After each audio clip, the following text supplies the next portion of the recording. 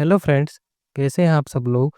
तो दोस्तों, आज हम यहाँ पर जो है ब्लड चैप्टर है बायोलॉजी साइंस का। इसमें हम यहाँ पर 100 एमसीक्यू करेंगे और इन क्वेश्चंस को जो हम यहाँ पर ट्रिक के साथ में कंप्लीट करेंगे, जो कि प्रीवियस ईयर में आए हुए भी हैं और आगे भी आपको हर एग्जाम में इम्पोर्टेंट होंगे। अब इन क्वेश्चंस को सॉल्व करेंगे और इन क्वेश्चंस को हमने यहाँ पर बहुत अच्छी-अच्छी जो ट्रिक हैं वो दैनिक जीवन में काम आती हैं, जो हमारे जीवन से रिलेटेड जो ट्रिक है वो हमने यहाँ पर बनाई है। तो इन ट्रिक्स के माध्यम से हम इन क्वेश्चन को सॉल्व करेंगे, जिनको आप कभी नहीं भूल पाएंगे एक बार पढ़ लिए तो। ठीक है फ्रेंड्स, तो पढ़ते हैं हमारे पहले क्वेश्चन की तरफ। पहला प्रश्न है कि मानव का रक्त का पीएच कितना होता है? तो देखिए, मानव के रक्त का पीएच 7.4 होता है। अब इसको ट्रिक के साथ में याद कैसे करेंगे? तो देखिए, जब हम कहीं पर भी जाते हैं, एक मनुष्य या फिर हम कहीं पर भी जाते हैं, तो हमारे शरीर के साथ में हमेशा क्या होता है? रक्त। तो हमने यहाँ पे रक्त को पकड़ लिया। क्या वर्ड पकड़ा? रक्त। और इस वर्ड को पकड़ा है, तो रक्त हमारे हमेशा साथ में होता है। तो सात से हमें क्या याद रखना? सात। सात वर्ड से हमें क्या रखना है याद? सात। और फिर हमने लगा दिया एक पॉइंट। ठीक है। फिर हम जब कहीं भी जाते हैं तो रक्त के साथ साथ में हमारे चारों हाथ पैर भी होते हैं। तो 7.4, तो 4 से 4 हो गया। तो 7.4 जो है रक्त का पीएच हो गया। कैसे याद रखा हमने? हमने पकड़ा रक्त वर्ड को, कि रक्त हम जब भी कहीं पर जाते हैं तो हमारे साथ में होता है, और साथ में होने से क्या याद रखा हमने? साथ याद रखा। ठीक है। और हमारे चारों हाथ पैर भी हमारे हमेशा साथ में होते हैं, तो इसलिए 4 से 4 याद हो गया। तो रक्त का पीएच कितना हो गया? 7.4 हो गया। ठीक है। आरबीसी का जीवन काल कितना होता है? तो देखिए, आरबीसी का जीवन काल जो होता है वो 120 दिन का होता है। ठीक है। अब इसको हम ट्रिक लगा के याद करें, तो कैसे याद करेंगे? देखिए, आरबीसी और आरबीसी के जीवन काल की यहाँ पर बात हो रही है। तो आरबीसी का रंग कैसा होता है? इसको हिंदी में क्या कहते हैं? लाल रक्त कणिका। तो लाल रक्त कणिका में हमें ले लेना है लाल वर्ड को। ठीक है। क्या ले लेना हमें? लाल वर्ड को। और एक बार आपने ध्यान हो तो एक बार जो है, जीवन में एक ना एक बार तो कोई चीज़ का भाव बहुत ज़्यादा बढ़ जाता है। तो इसी तरीके से एक बार जो है टमाटर का भाव बहुत ज़्यादा हो गया था, तो लाल से रखना है लाल टमाटर याद। और टमाटर जो है हमारे जीवन में क्या हुआ था, एक बार इसका भाव बहुत महंगा हो गया था। तो इस जीवन से याद रखना है जीवन में एक बार। तो लाल टमाटर से याद रखना है जीवन में एक बार भाव बढ़ा और उसका भाव हो गया था 120 रुपए किलो। तो कैसे याद रखेंगे? हमने सबसे पहले क्या वर्ड पकड़ा? आरबीसी। आरबीसी कैसी होती है? लाल। तो लाल से हमने लाल टमाटर पकड़ा, और इस लाल टमाटर का जीवन में एक बार जो है भाव बढ़ गया था। कितना हो गया था? 120 रुपए किलो। तो आरबीसी का जीवन काल कितना हो गया इससे? 120 दिन का हो गया। ठीक है। अगला प्रश्न। तो दोस्तों, कुछ जो प्रश्न है उनकी ट्रिक्स नहीं बन पाएगी, तो उन प्रश्न को हम सीधा-सीधा याद करेंगे, फिर भी हम उनकी ट्रिक बनाने की कोशिश करेंगे। लेकिन ज़्यादातर प्रश्नों की हम ट्रिक्स के माध्यम से याद करने की कोशिश करेंगे, ठीक है? कुछ प्रश्नों की ट्रिक नहीं बन पाएँगी, हो सकता है शायद आप भी कुछ ट्रिक बता सकते हैं मुझसे अच्छी, तो आप उनको कमेंट करके ज़रूर बता दीजिएगा, ठीक है? रक्त का लाल रंग किसके कारण होता है? तो देखिए, रक्त और रक्त का लाल रंग पूछा है, तो लाल होता है, ठीक है। रक्त का लाल रंग ही होता है, ये तो सभी पता होता है, लेकिन लाल रंग होता किसके कारण है? तो देखिए, रक्त की बात करें तो हम हीमोग्लोबिन के कारण होता है, ठीक है। अब कैसे होगा, इसको याद कैसे करेंगे? तो रक्त हमारे शरीर में क्या होता है? हमेशा साथ में होता है। और यहाँ से लेंगे हम बिन वर्ड को, मतलब कि इसके बिना लाल रंग, मतलब कि रक्त के बिना हम रह नहीं सकते। तो रक्त हमेशा हमारे शरीर में हमारे साथ में होता है। तो रक्त के बिना हम रह नहीं सकते। तो बिन से क्या याद रहेंगे? हीमोग्लोबिन, ठीक है। तो रक्त का लाल रंग किसके कारण होगा? हीमोग्लोबिन के कारण होगा, ठीक है। अगला प्रश्न, प्लेटलेट्स का मुख्य कार्य क्या है? तो प्लेटलेट्स का मुख्य कार्य होता है रक्त का थक्का बनाना। अब इसको याद कैसे करेंगे? देखिए, प्लेट वर्डलेट्स में से प्लेट वर्ड को ले लेते हैं। क्या ले लेते हैं हम? प्लेट वर्ड को। और थक्का में से हम रक्त का थक्का जमने में से हम थक्का प्रोटीन ले लेते हैं वर्ड को। अब थक्का से हम याद रखेंगे धक्का। क्या याद रखेंगे? धक्का। अब मान लीजिए प्लेट। अब मान लीजिए कि पति पत्नी में क्या हो गया? झगड़ा हो गया। पति पत्नी में झगड़ा हो गया, तो जब पत्नी ने भोजन डाल के अपने पति को दिया, तो पति पत्नी से तो इतना ज़्यादा कुछ नहीं कह सकता, लेकिन क्या करेगा, वो भोजन की प्लेट है, तो प्लेट को क्या कर देगा? धक्का दे देगा। तो प्लेट को धक्का दे देगा। तो क्या दे दिया? प्लेट को धक्का। तो प्लेटलेट्स का मुख्य कार्य क्या हो गया? रक्त का थक्का जमाना हो गया। प्लेटलेट्स को कैसे वर्ड याद करेंगे? प्लेटलेट्स में से प्लेट वर्ड को लिया और रक्त का थक्का में से थक्का वर्ड को लिया। थक्के से याद रखेंगे हम धक्का। तो पति पत्नी में झगड़ा हुआ, तो पति क्या करेगा? प्लेट को क्या दे दिया उसने? धक्का दे दिया। तो प्लेटलेट्स का मुख्य कार्य क्या हो गया? रक्त का थक्का जमाना। ठीक है। अगला प्रश्न, मानव शरीर में रक्त की मात्रा लगभग कितनी होती है? तो रक्त की मात्रा लगभग हमारे शरीर में 5 से 6 लीटर होती है। अब रक्त की मात्रा को याद कैसे करेंगे? देखिए, रक्त की बात जब भी आती है, तो कोई भी वक्त जो है, हम क्या करेंगे, कोई भी व्यक्ति में जब रक्त ज़्यादा होता है, खून ज़्यादा होता है, तो उसमें क्या होता है? उत्साहित होता है, ऊर्जावान होता है वो। ठीक है। और जिसमें रक्त की कमी होती है वो कमज़ोर हो जाता है। तो जो उत्साहित होता है तो वो क्या करेगा? ज़्यादा बोलेगा, और ज़्यादा बोलेगा तो वो ज़्यादा बातचीत करेगा, तो वो क्या करेगा? 3-5 करेगा। और 3-5 से हमें याद रखना है 5-6, मतलब कि रक्त की मात्रा कैसी होती है? कितनी होती है? 5-6 लीटर। तो इस 5 से हमें याद रखना है 3-5 से 5-6 लीटर। तो रक्त की मात्रा हमारे शरीर में कितनी हो गई? 5 से 6 लीटर हो जाती है। कैसे याद रखेंगे? जिसमें से रक्त ज़्यादा होगा, ज़्यादा का मतलब जो जिसमें ब्लड ज़्यादा होगा, भरपूर होगा, जितनी मात्रा है उसमें उतनी होगी, तो वो क्या होगा? उत्साही होगा, ऊर्जावान होगा। तो वो क्या करेगा? बहुत ज़्यादा बोलेगा, बोलेगा तो वो ज़्यादा 3-5 करेगा, तो उससे कह देना है ज़्यादा 3-5 नहीं करने का। तो 3-5 से हमें क्या याद रखना है? 5-6। तो मनुष्य में रक्त की मात्रा कितनी होती है? 5 से 6 लीटर होती है। ठीक है। अगला प्रश्न, कि सबसे अधिक संख्या में पाया जाने वाला डब्ल्यूबीसी कौन है? अब देखिए, डब्ल्यूबीसी कौन सा है? तो सबसे ज़्यादा मात्रा में जो डब्ल्यूबीसी पाया जाता है, न्यूट्रोफिल है। क्या है? न्यूट्रोफिल है। ठीक है। अब कैसे याद रखेंगे इसको ट्रिक से माध्यम से? देखिए, डब्ल्यूबीसी, तो इसका नाम क्या होता है?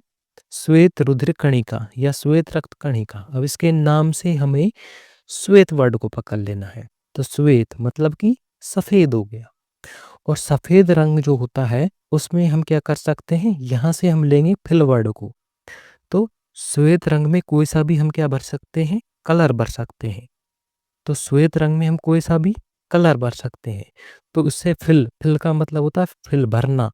तो श्वेत रंग में कोई सा भी कलर भरेंगे तो न्यूट्रोफिल हो गया। ठीक है। कैसे याद रखेंगे? डब्ल्यूबीसी को हिंदी में क्या कहते हैं? श्वेत रुधिर कणिका या श्वेत रक्त कणिका। तो श्वेत में रक्त कणिका में से श्वेत वर्ड को पकड़ना है, और इधर जो है न्यूट्रोफिल से फिल वर्ड को पकड़ लेना है। तो अधिक संख्या में कौन पाया जाएगा? तो क्योंकि सबसे से ज़्यादा रंग किसमें भरे जा सकते हैं? श्वेत रंग में। सफ़ेद कलर का जो चाहे वो कागज़ हो, चाहे वो कपड़ा हो, उसी को हम ज़्यादा से ज़्यादा कलर कर पा सकते हैं। तो उसमें ही ज़्यादा से ज़्यादा हम क्या कर देंगे? कलर फिल कर देंगे। अधिक संख्या में सफ़ेद कपड़े में ही क्या कर सकते हैं? कलर फिल कर सकते हैं। तो अधिक संख्या में डब्ल्यूबीसी कौन-सी पाएगी? न्यूट्रोफिल हो जाएगी। ठीक है। अगला प्रश्न, हीमोग्लोबिन में कौन-सा तत्व पाया जाता है? कौन-सा धातु तत्व पाया जाता है? तो हीमोग्लोबिन में क्या होता है? आयरन होता है। कौन-सा धातु तत्व पाया जाता है? आयरन पाया जाता है। अब इसको याद कैसे करेंगे? देखिए, ग्लोब, हीमोग्लोबिन से हम क्या वर्ड लेंगे? ग्लोब वर्ड लेंगे। और ग्लोब वर्ड क्या होता है? एक तरीके से पृथ्वी होती है। ग्लोब जो होता है पृथ्वी की गोलाकार आकृति, उसको जो ग्लोब होती है वो उसको ग्लोब कहते हैं। और यहाँ पे आयरन में से हम रन वर्ड को ले लेंगे। क्या वर्ड ले लेंगे? रन वर्ड लेंगे। तो एक तरीके से ग्लोब किससे संबंधित है? पृथ्वी से संबंधित है। और रन, रन मतलब कि दौड़ना। तो व्यक्ति कब दौड़ेगा? जब पृथ्वी पर होगा, आकाश में नहीं दौड़ सकता। ना ही धरती के नीचे पाताल में दौड़ सकता है। तो ग्लोब एक तरीके से पृथ्वी पर होगा, तो वो क्या करेगा? दौड़ सकता है। तो हीमोग्लोबिन में से क्या लिया हमने? ग्लोब वर्ड लिया, जिससे ग्लोब से क्या याद रखेंगे हम? हीमोग्लोबिन। और रन वर्ड लिया आयरन में से, तो इससे क्या होगा? आयरन हमें याद रह जाएगा। तो पृथ्वी पर दौड़ेगा, तो इसको कैसे याद रखेंगे? हीमोग्लोबिन में कौन सा धातु तत्व पाया जाता है? आयरन पाया जाता है। ग्लोब से हीमोग्लोबिन, हीमोग्लोबिन में कौन सा धातु तत्व पाया जाता है? रन से याद रखेंगे, आयरन पाया जाता है। ठीक है। अगला प्रश्न, रक्त का तरल भाग कहलाता है। तो रक्त का तरल भाग क्या होता है? प्लाज्मा होता है। अब इसको याद कैसे रखेंगे? देखिए, रक्त की बात हो रही है यहाँ पे, तो तरल भाग, तरल का मतलब होता है द्रव, अर्थात जो क्या नहीं होता हो, द्रव होता है, जो पानी जैसा हो, सीधी सी बात है। और तरल है तो वो क्या नहीं होगा? प्लाज्मा में से क्या लेना है? जमा, जो जमता नहीं है। प्लाज्मा में से क्या लगना है? जमा वर्ड, तो जो जमता नहीं है। तो कैसे याद रखेंगे? कैसे वर्ड लिया हमने? रक्त का तरल भाग, तो तरल याद रखना है पानी जैसा होगा, तो पानी के जैसा तरल होगा तो वो द्रव होगा। तो पानी जब तरल है तो वो जमता नहीं है, तो प्लाज्मा में से क्या वर्ड लिया हमने? जमा, तो प्लाज्मा हो जाएगा। रक्त का तरल भाग क्या हो जाएगा? प्लाज्मा हो जाएगा, बी ऑप्शन। ठीक है। अगला प्रश्न, ABO रक्त समूह की खोज किसने की? तो रक्त समूह की खोज कार्ल लैंडस्टेनर ने की है। अब इसको याद कैसे रखेंगे ट्रिक के माध्यम से? देखिए, ब्लड ग्रुप यहाँ पे कौन कौन सा? ए है, बी है और ओ ब्लड ग्रुप, तो 3 ब्लड ग्रुप हैं। और ये कैसे पाए जाते हैं? समूह की बात कर रहे हैं, तो मान लीजिए ये तीनों समूह में है, और ठीक है, और यहाँ से लेंगे हम लैंडस्टेनर से लैंड वर्ड को लेंगे, ठीक है, और दूसरा वर्ड लेंगे हम काल। ठीक है। तो जब ये ए, बी और ओ, ये तीनों जो है कहीं भी समूह में जाएँगे, समूह में जाएँगे तो क्या करेंगे? ये लैंड होंगे। लैंड मतलब कि एक तरीके से कहीं भी दूसरी जगह पर जाएँगे। और जब वहाँ पर लैंड होंगे, तो जब 3 दोस्त एक साथ में जाते हैं, तो उधम मचाते हैं आपस में। तो उधम मचाएँगे तो उसपे क्या होगा? काला लगेगा, मतलब कि एक तरीके से काल, दाग लगेगा इनके ऊपर। तो ये क्या हो गया? रक्त समूह की खोज किसने की? कार्ल लैंडस्टेनर ने की। अब दोबारा से देखते हैं हम इसको कैसे वर्ड पकड़ा हमने। देखिए, 3 दोस्त हैं ए, बी और ओ। इन तीनों में से हमने सबसे पहले यहाँ पे क्या पकड़ा? समूह वर्ड पकड़ा, और दूसरा वर्ड पकड़ा हमने लैंड पकड़ा। तो तीनों समूह में जा रहे हैं, मतलब कि समूह में क्या हो रहे हैं? दूसरी जगह पर लैंड हो रहे हैं। और समूह में जब लैंड हो रहे हैं दूसरी जगह पर, तो तीनों दोस्त जब भी कहीं पर भी जाएँगे, तो अपने चेहरे पर क्या लगाएँगे? उधम मचाएँगे तो दाग लगेगा, एक तरीके से। उधम का मतलब कि कालापन करना चेहरा। तो काला से याद रखना है कार्ल, और लैंड किया था, तो कार्ल लैंड स्टेनर जो हो गया। रक्त समूह की खोज किसने की? कार्ल लैंड स्टेनर ने। ठीक है। अगला प्रश्न, आरएच फैक्टर की खोज किसने की? तो आरएच फैक्टर की खोज कार्ल लैंड स्टेनर ने की। अब इसको ट्रिक से याद कैसे रखेंगे? देखिए, फैक्टर में से हमें फैक्ट वर्ड को ले लेना है। फैक्टर में से हमें क्या ले लेना है? फैक्ट वर्ड को ले लेना है। और जो कल की बात थी, और यहाँ से ले लेना काल वर्ड, रे नहीं लेना है, काल। काल, काल का मतलब एक तरीके से होता है बीता हुआ कल। ठीक है। तो फैक्ट बातें कौन सी हैं? जो कल हमने बातें की थी, कि आरएच फैक्टर की खोज किसने की? तो जो कल हमने बातें की थी, तो खोज भी कहाँ पर हुई थी? पहले हो चुकी है। और यहाँ पे हम क्या बात कर रहे हैं? कल की बातें कर रहे हैं, कि कल जो बातें थी वो क्या है? फैक्ट है, मतलब कि सत्य है। तो कार्ल से याद रखना है कल, और कल से हो जाएगा कार्ल लैंड स्टीनर। ठीक है। तो फैक्टर की खोज किसने की? आरएच फैक्टर की कार्ल लैंड स्टीनर ने। अब इसको कैसे याद रखेंगे? दोबारा देखते हैं। आरएच फैक्टर में से हमने क्या लिया? फैक्ट वर्ड को पकड़ा, और कार्ल में से हमने काल को पकड़ा। ठीक है। तो फैक्ट मतलब कि काल से हमने क्या पकड़ा? कल वर्ड को, काल। और उस काल का अर्थ होता है कल बीता हुआ। तो कल जो बातें की थी, मतलब कि अब जो पहले जो खोज हो चुकी है वो क्या है? फैक्ट है, सत्य है। तो सत्य हुई तो काल से, कल से याद रखना कार्ल लैंड स्टीनर ने आरएच फैक्टर की खोज की थी। ठीक है फ्रेंड्स। अगला प्रश्न, सार्वत्रिक रक्तदाता समूह है। तो देखिए, सार्वत्रिक रक्तदाता समूह जो होता है, वो ओ होता है, ठीक है? और एबी जो रक्त समूह है, ये सार्वत्रिक रक्तग्राही समूह है, ठीक है? तो एबी क्या है? सार्वत्रिक रक्तग्राही समूह है।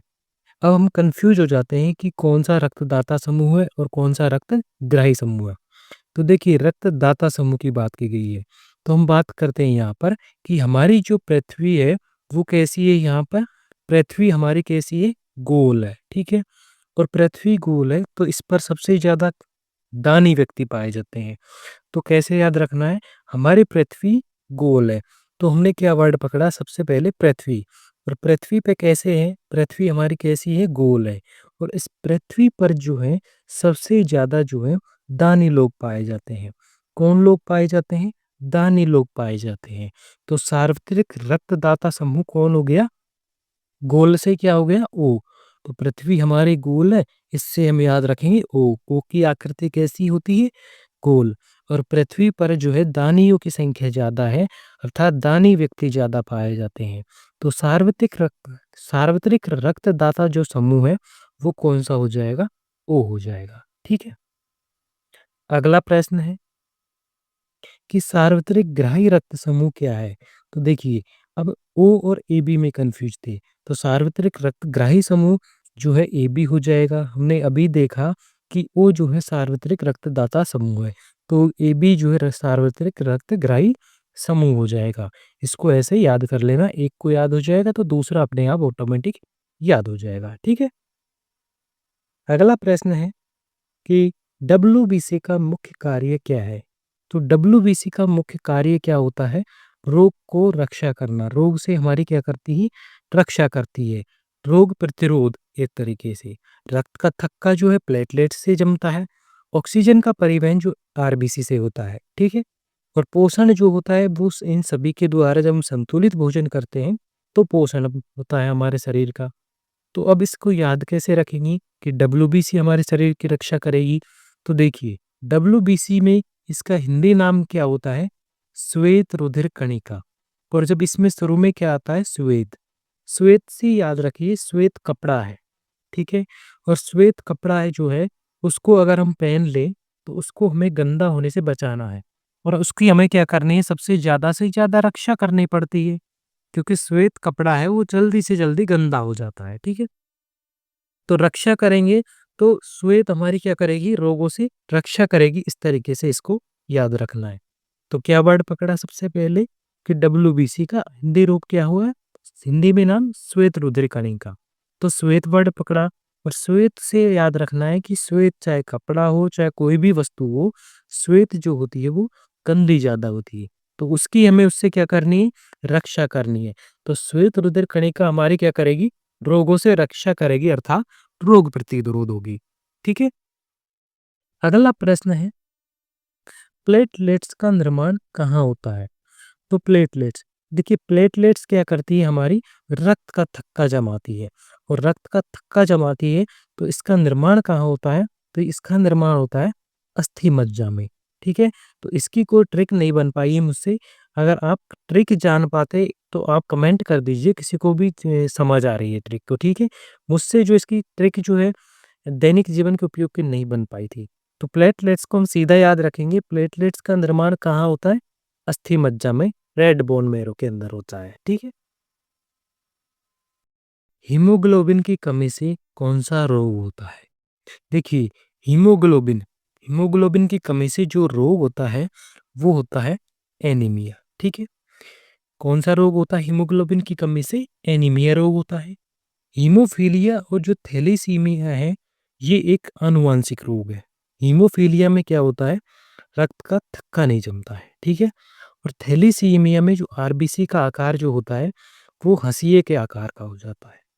और ल्यूकेमिया जो होता है, ये डब्ल्यूबीसी की कमी के कारण होने वाला रोग है, ठीक है? अब इसको याद कैसे रखेंगे कि हीमोग्लोबिन से एनीमिया की कमी हुई, तो ठीक है?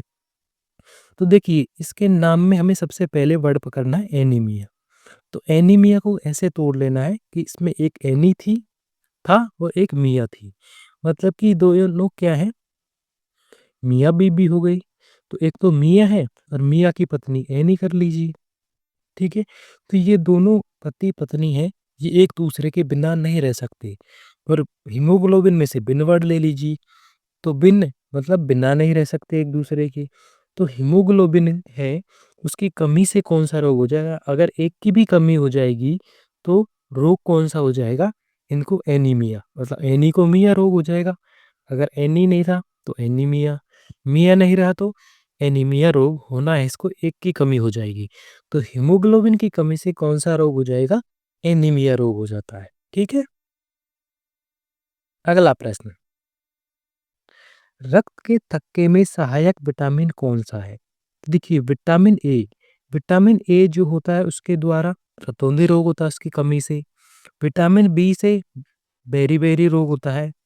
विटामिन सी से स्कर्वी रोग होता है। और विटामिन के जो होता है, इसकी कमी हो जाए तो रक्त का थक्का नहीं जमता। तो विटामिन के जो होता है, ये रक्त के थक्के को बनाने में सहायक होता है। ठीक है? अब इसकी ट्रिक कैसे है? देखिए विटामिन के का जो रासायनिक नाम है, वो क्या है? फिलोक्विनोन। क्या है? फिलोक्विनोन है। ठीक है? विटामिन के का रासायनिक नाम क्या है? फिलोक्विनोन है। अब इसको याद कैसे रखना है? देखिए, थक्का अगर हमें चोट लग गई, तो थक्के की बात कीजिए, थक्के से याद रख लो धक्का। और जब हम किसी चीज़ को धक्का देंगे, मान लीजिए मैंने किसी को धक्का दे दिया, तो वो खाली जगह हो गई और उस खाली जगह को हमें क्या करना है? फिर से फिल करना है। क्या करना है हमें? फिल करना है, मतलब कि उसको भरना है। तो भरने के लिए क्या काम आएगा? विटामिन के जो काम आएगा, फिल्लो से याद रखना है फिल्लोक्विनोन, जो कि विटामिन के का क्या है? रासायनिक नाम है। विटामिन ए का रेटिनोल नाम होता है रासायनिक, बी का थायमीन, सी का एस्कॉर्बिक एसिड। ठीक है? सी का डी का कैल्सिफेरोल होता है, ई का टोकोफेरोल होता है। तो थक्के से याद रखना क्या? धक्का। और जब हम किसी व्यक्ति को धक्का देंगे, तो उसको क्या करेंगे? फिर उस जगह को हम क्या करेंगे? वापस भरेंगे। व्यक्ति हो चाहे कोई और वस्तु हो, हमें तो फिर वो चाहिए, उस जगह को फिर कोई ना कोई चाहिए, भरना पड़ेगा। तो फिलोक्विनोन याद रख लेना। विटामिन के जो होता है रक्त के थक्के में सहायक होता है। अगला प्रश्न है, आरबीसी निर्माण की प्रक्रिया क्या कहलाती है? तो देखिए, आरबीसी का निर्माण होता है, तो उस प्रक्रिया को हम कहते हैं हीमेटोपोइसिस। ठीक है? और आरबीसी का निर्माण हो जाता है। तो इस प्रक्रिया को याद कैसे रखेंगे? देखिए, फेगोसाइटोसिस प्रक्रिया जो होती है, डब्ल्यूबीसी जब किसी रोग का भक्षण करती है ठोस अवस्था में, ठीक है? तो उसको हम क्या करते हैं? फेगोसाइटोसिस कहते हैं। और डाइजेशन भोजन का पचना होता है। ठीक है? तो आरबीसी के निर्माण की प्रक्रिया को याद कैसे रखेंगे? देखिए, आरबीसी को यहाँ से हम ले लेते हैं टोपो, ठीक है? और यहाँ से आरबीसी का नाम होता है लाल रक्त कणिका, तो यहाँ से ले लेते हैं हम लाल वर्ड को। तो अगर हम इन दोनों को मिला लें, लाल को क्या उड़ाओ? टोपो उड़ाओ। सर्दियों में क्या उड़ाना है लाल को? सर्दी से बचाना है, तो लाल को उड़ा दो क्या? टोपो। तो आरबीसी के निर्माण की प्रक्रिया क्या हो जाएगी? हेमेटोपोइसिस हो जाएगी। टोपो से क्या याद रखना है? टोपो हेमेटोपोइसिस। और लाल को क्या उड़ाओ? टोपो, क्योंकि उससे क्या हो जाएगा? उसको सर्दी सिस हो जाएगा, इस तरीके से याद रख लो। तो आरबीसी के निर्माण की प्रक्रिया को हम हेमेटोपोइसिस कहते हैं। ठीक है? अगला प्रश्न, मानव रक्त का तापमान लगभग कितना होता है? तो जो मानव शरीर का तापमान 36.9 डिग्री सेल्सियस होता है, ठीक है?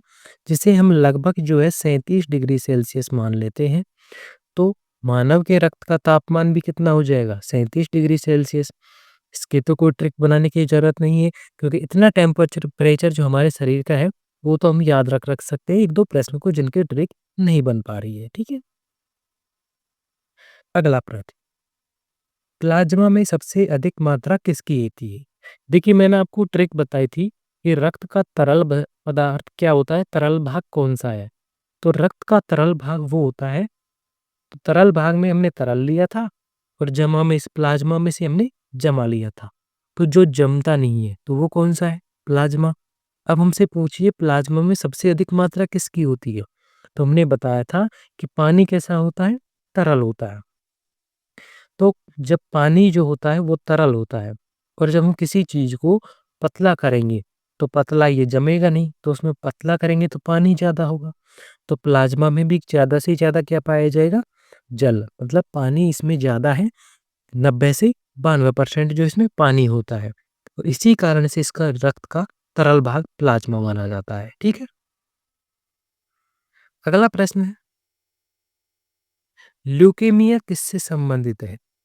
तो ल्यूकेमिया ल्यूकेमिया जो रोग होता है, ये डब्ल्यूबीसी की कमी से होता है। तो इस प्रश्न की भी कोई ट्रिक नहीं बन पा रही है, ठीक है? क्योंकि इसको सीधा याद रखेंगे, ल्यूकेमिया किससे संबंधित है? डब्ल्यूबीसी से संबंधित है, श्वेत रुधिर कणिका से संबंधित है, ठीक है? अब प्लाज्मा किसको चढ़ाया जाता है? तो प्लाज्मा अगर कोई व्यक्ति जल जाता है, तो उस जले हुए व्यक्ति के उपचार के रूप में जो है उसको प्लाज्मा चढ़ाया जाता है। प्लेटलेट्स जो होती है वो रक्त का थक्का बनाती है, और आरबीसी जो होती है हीमोग्लोबिन में आरबीसी में पाया जाता है, और आरबीसी की कमी से जो है एनीमिया रोग हो जाता है, ठीक है? अगला प्रश्न है, प्लेटलेट्स की संख्या सामान्य संख्या जो है कितनी होती है? तो आपने देखा होगा कि जो डेंगू बुखार हो जाता है, तो उस डेंगू बुखार में जो होती है, मनुष्य की जो प्लेटलेट्स हो जाती हैं वो कम हो जाती हैं, और जब प्लेटलेट्स 50,000 से कम हो जाती हैं, तो उस व्यक्ति को जो है कृत्रिम रूप से प्लेटलेट्स चढ़ाते हैं, ठीक है? तो प्लेटलेट्स की संख्या सामान्य जो है वो स्वस्थ व्यक्ति में 1.5 से साढ़े 4 लाख के बीच में होती है। और डेंगू ज्वर जो होता है उसमें क्या होती है, व्यक्ति की प्लेटलेट्स जो होती हैं वो बहुत ही कम हो जाती हैं। अगर उसको जैसे कि फिर उसका उपचार करते हैं, उसको जो नीम की लो आयुर्वेदिक उपचार से उसकी जो बढ़ती है, जैसे कि उसको काढ़ा पिलाया जाता है, तो उसकी प्लेटलेट्स की संख्या बढ़ जाती है। और बकरी के दूध में जो है सर्वाधिक प्लेटलेट्स पाई जाती हैं, तो इसलिए किसी की प्लेटलेट्स कम हो जाती है उसको बकरी का दूध पिलाया जाता है, ठीक है? अगला प्रश्न है, रक्त के अध्ययन को क्या कहते हैं? तो रक्त रक्त का अध्ययन क्या कहलाता है? तो रक्त के अध्ययन को हम कहते हैं हीमेटोलॉजी, क्योंकि रक्त और रक्त को हम क्या कहते हैं साइंटिफिक नेम में? हीमेट। क्या कहते हैं? हीमेट। तो हीमेट और जो भी अध्ययन किया जाता है उसके अंत में लॉजी लगा दिया जाता है, तो हीमेटोलॉजी, ठीक है? कार्डियोलॉजी में हम हृदय का अध्ययन करते हैं, न्यूरोलॉजी में हम न्यूरॉन का मस्तिष्क का अध्ययन करते हैं, और ऑन्कोलॉजी में हम किसी गांठ का कैंसर के अध्ययन करते हैं, ठीक है? तो रक्त का अध्ययन क्या कहलाता है यहाँ पर? हीमेटोलॉजी कहलाता है, ठीक है? अगला प्रश्न, एंटीबॉडी का निर्माण कहाँ होता है? देखिए, एंटीबॉडी का निर्माण की बात पूछ रहा है, तो न्यूट्रोफिल, मोनोसाइट, लिम्फोसाइट और बेसोफिल। तो एंटीबॉडी तो हमारे शरीर में सर्वाधिक मात्रा में डब्ल्यूबीसी कौन सी मिलती है? न्यूट्रोफिल मिलती है, क्योंकि हमने इसकी ट्रिक भी बताई थी, ठीक है? पिछले क्वेश्चन देखना आपने अभी पढ़ा है। और इसका निर्माण एंटीबॉडी का निर्माण कहाँ होगा? तो देखिए, बॉडी हमारे शरीर की, और शरीर की यहाँ पे हम ट्रिक ले लेते हैं, ठीक है? और बॉडी को क्या करना है, हमारी इस बॉडी को मजबूत बनाना है। तो बॉडी बनेगी तो हमारी किससे बनेगी मजबूत? न्यूट्र से, मतलब कि एक तरीके से हमें न्यूट्रिशन चाहिए।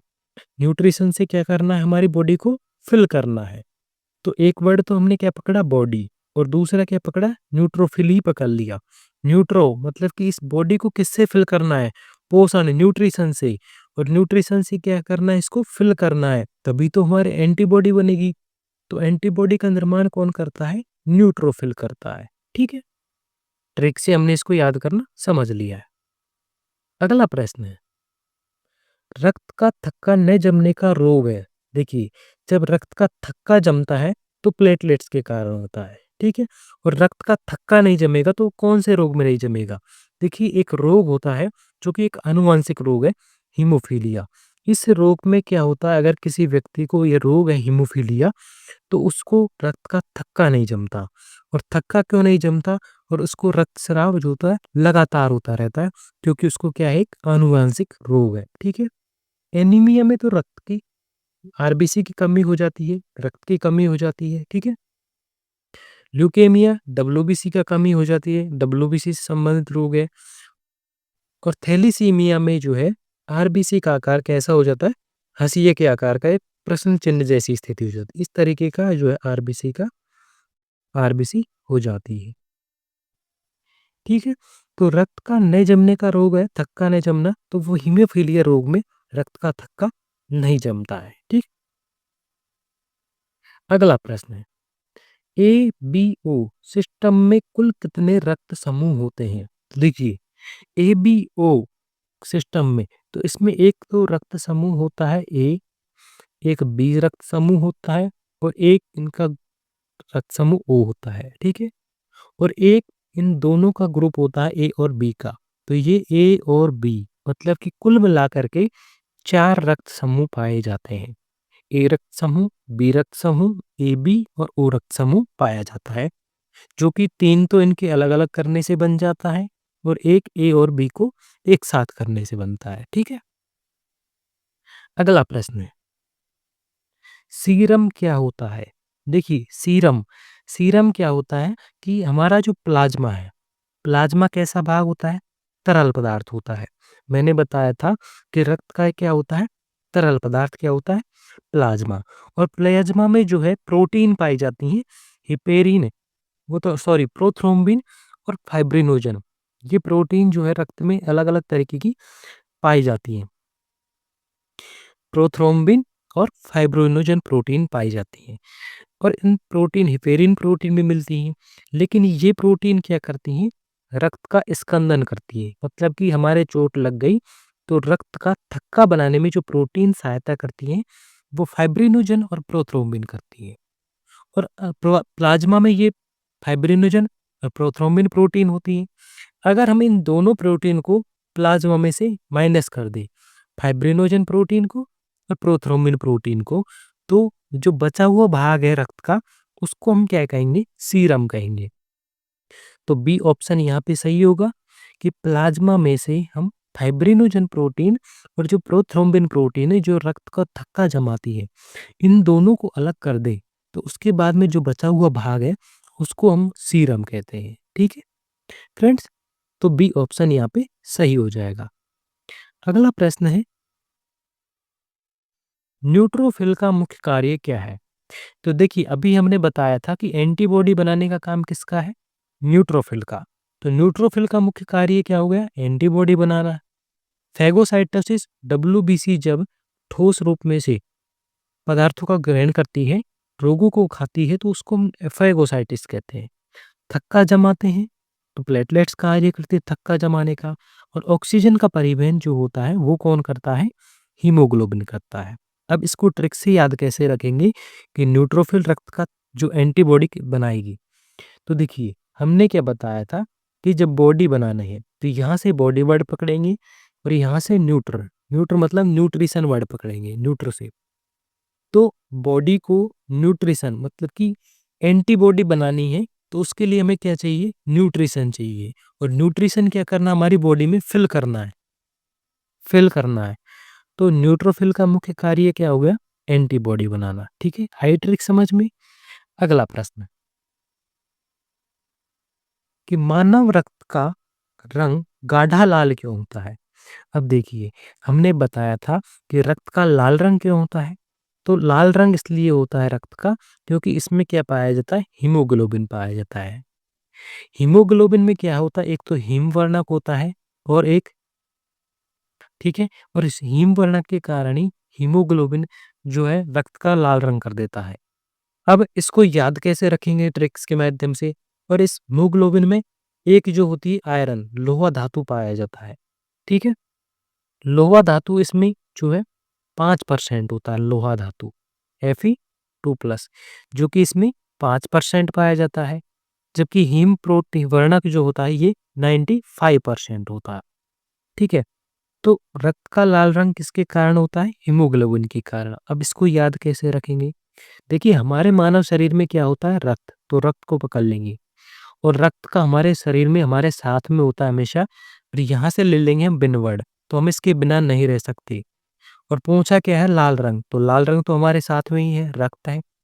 तो इस रक्त के बिना हम रह नहीं सकते, तो इस बिन से क्या याद रखेंगे?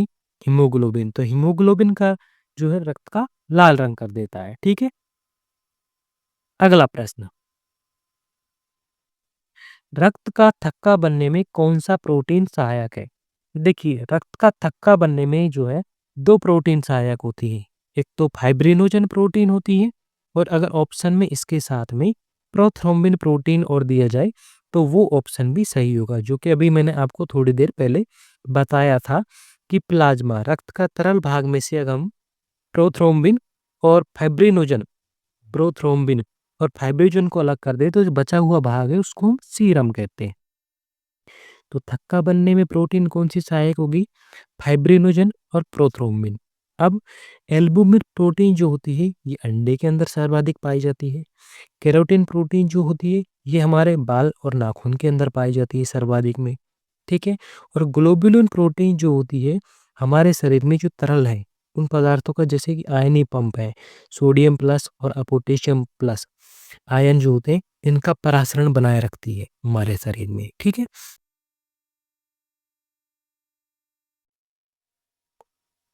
प्लेटलेट्स को क्या कहा जाता है? देखिए, प्लेटलेट्स को जो है थ्रोम्बोसाइट कहा जाता है, ठीक है। डब्ल्यूबीसी को लिम्फोसाइट कहा जाता है, ठीक है। डब्ल्यूबीसी का एक प्रकार है लिम्फोसाइट और डब्ल्यूबीसी को हम ल्यूकोसाइट कहते हैं और आरबीसी को एरिथ्रोसाइट कहा जाता है। तो प्लेटलेट्स को क्या कहते हैं?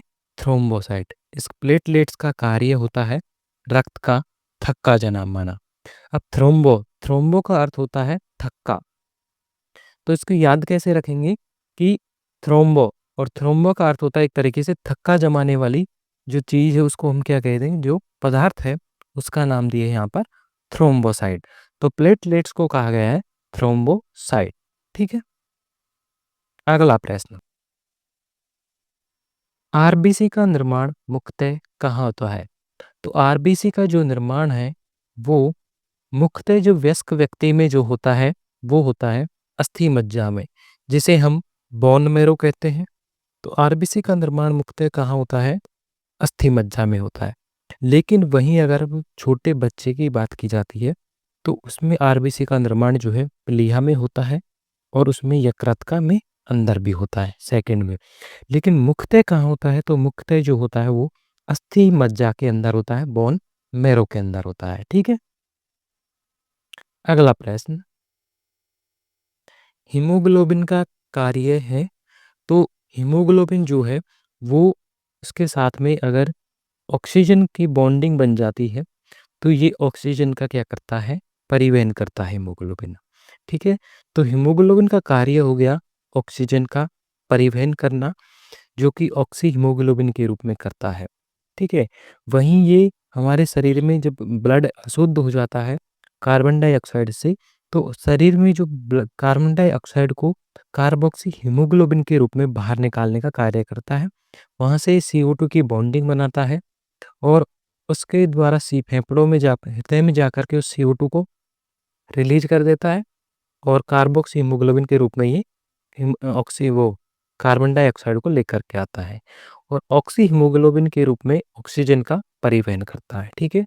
रक्त का थक्का जमाने का काम प्लेटलेट्स का है, रोग प्रतिरोध का काम डब्ल्यूबीसी का काम है और भोजन पचने का काम हमारे शरीर में जो है HCl जो कि हाइड्रोक्लोरिक अम्ल है वो करता है भोजन पचाने का काम।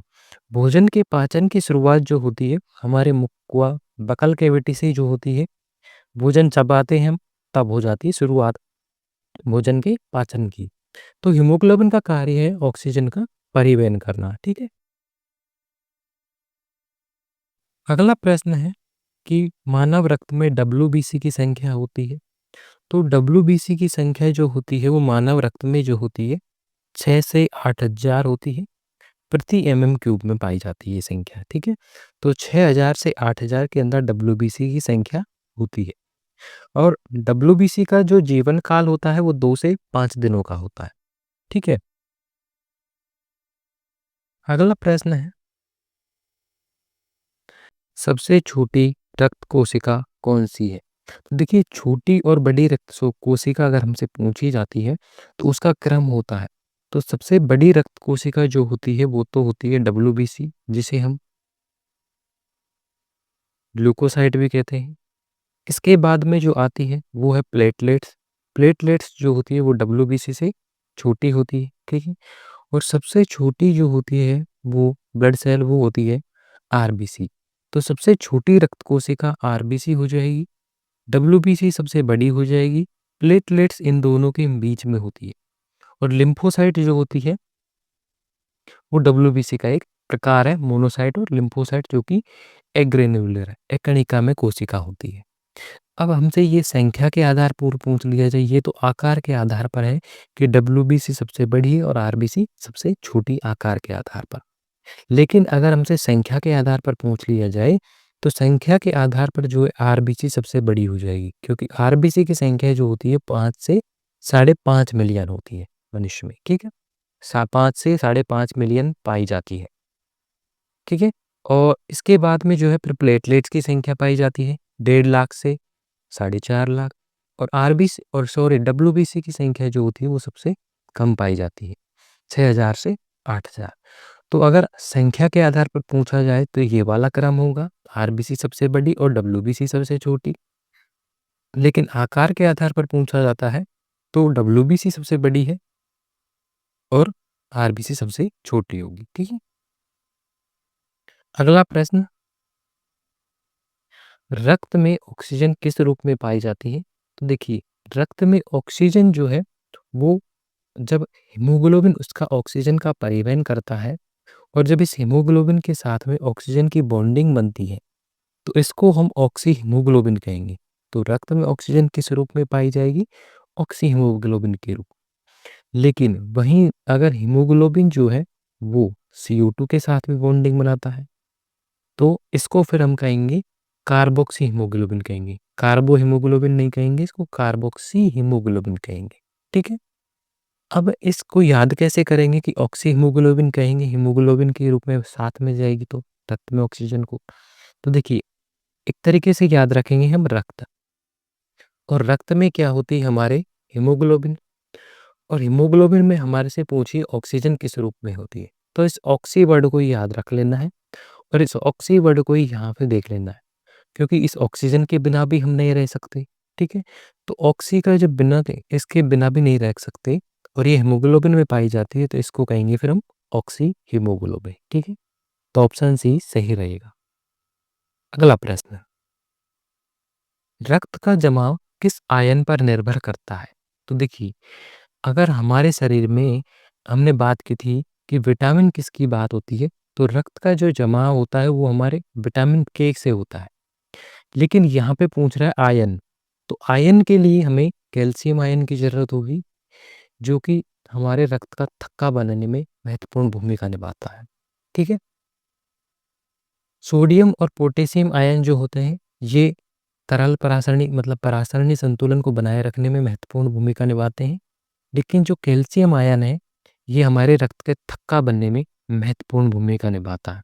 एक तरीके से कैल्सी का अर्थ होता है थक्का, तो थक्के का काम कौन करेगा? कैल्सी मतलब कि कैल्शियम करेगा, ठीक है?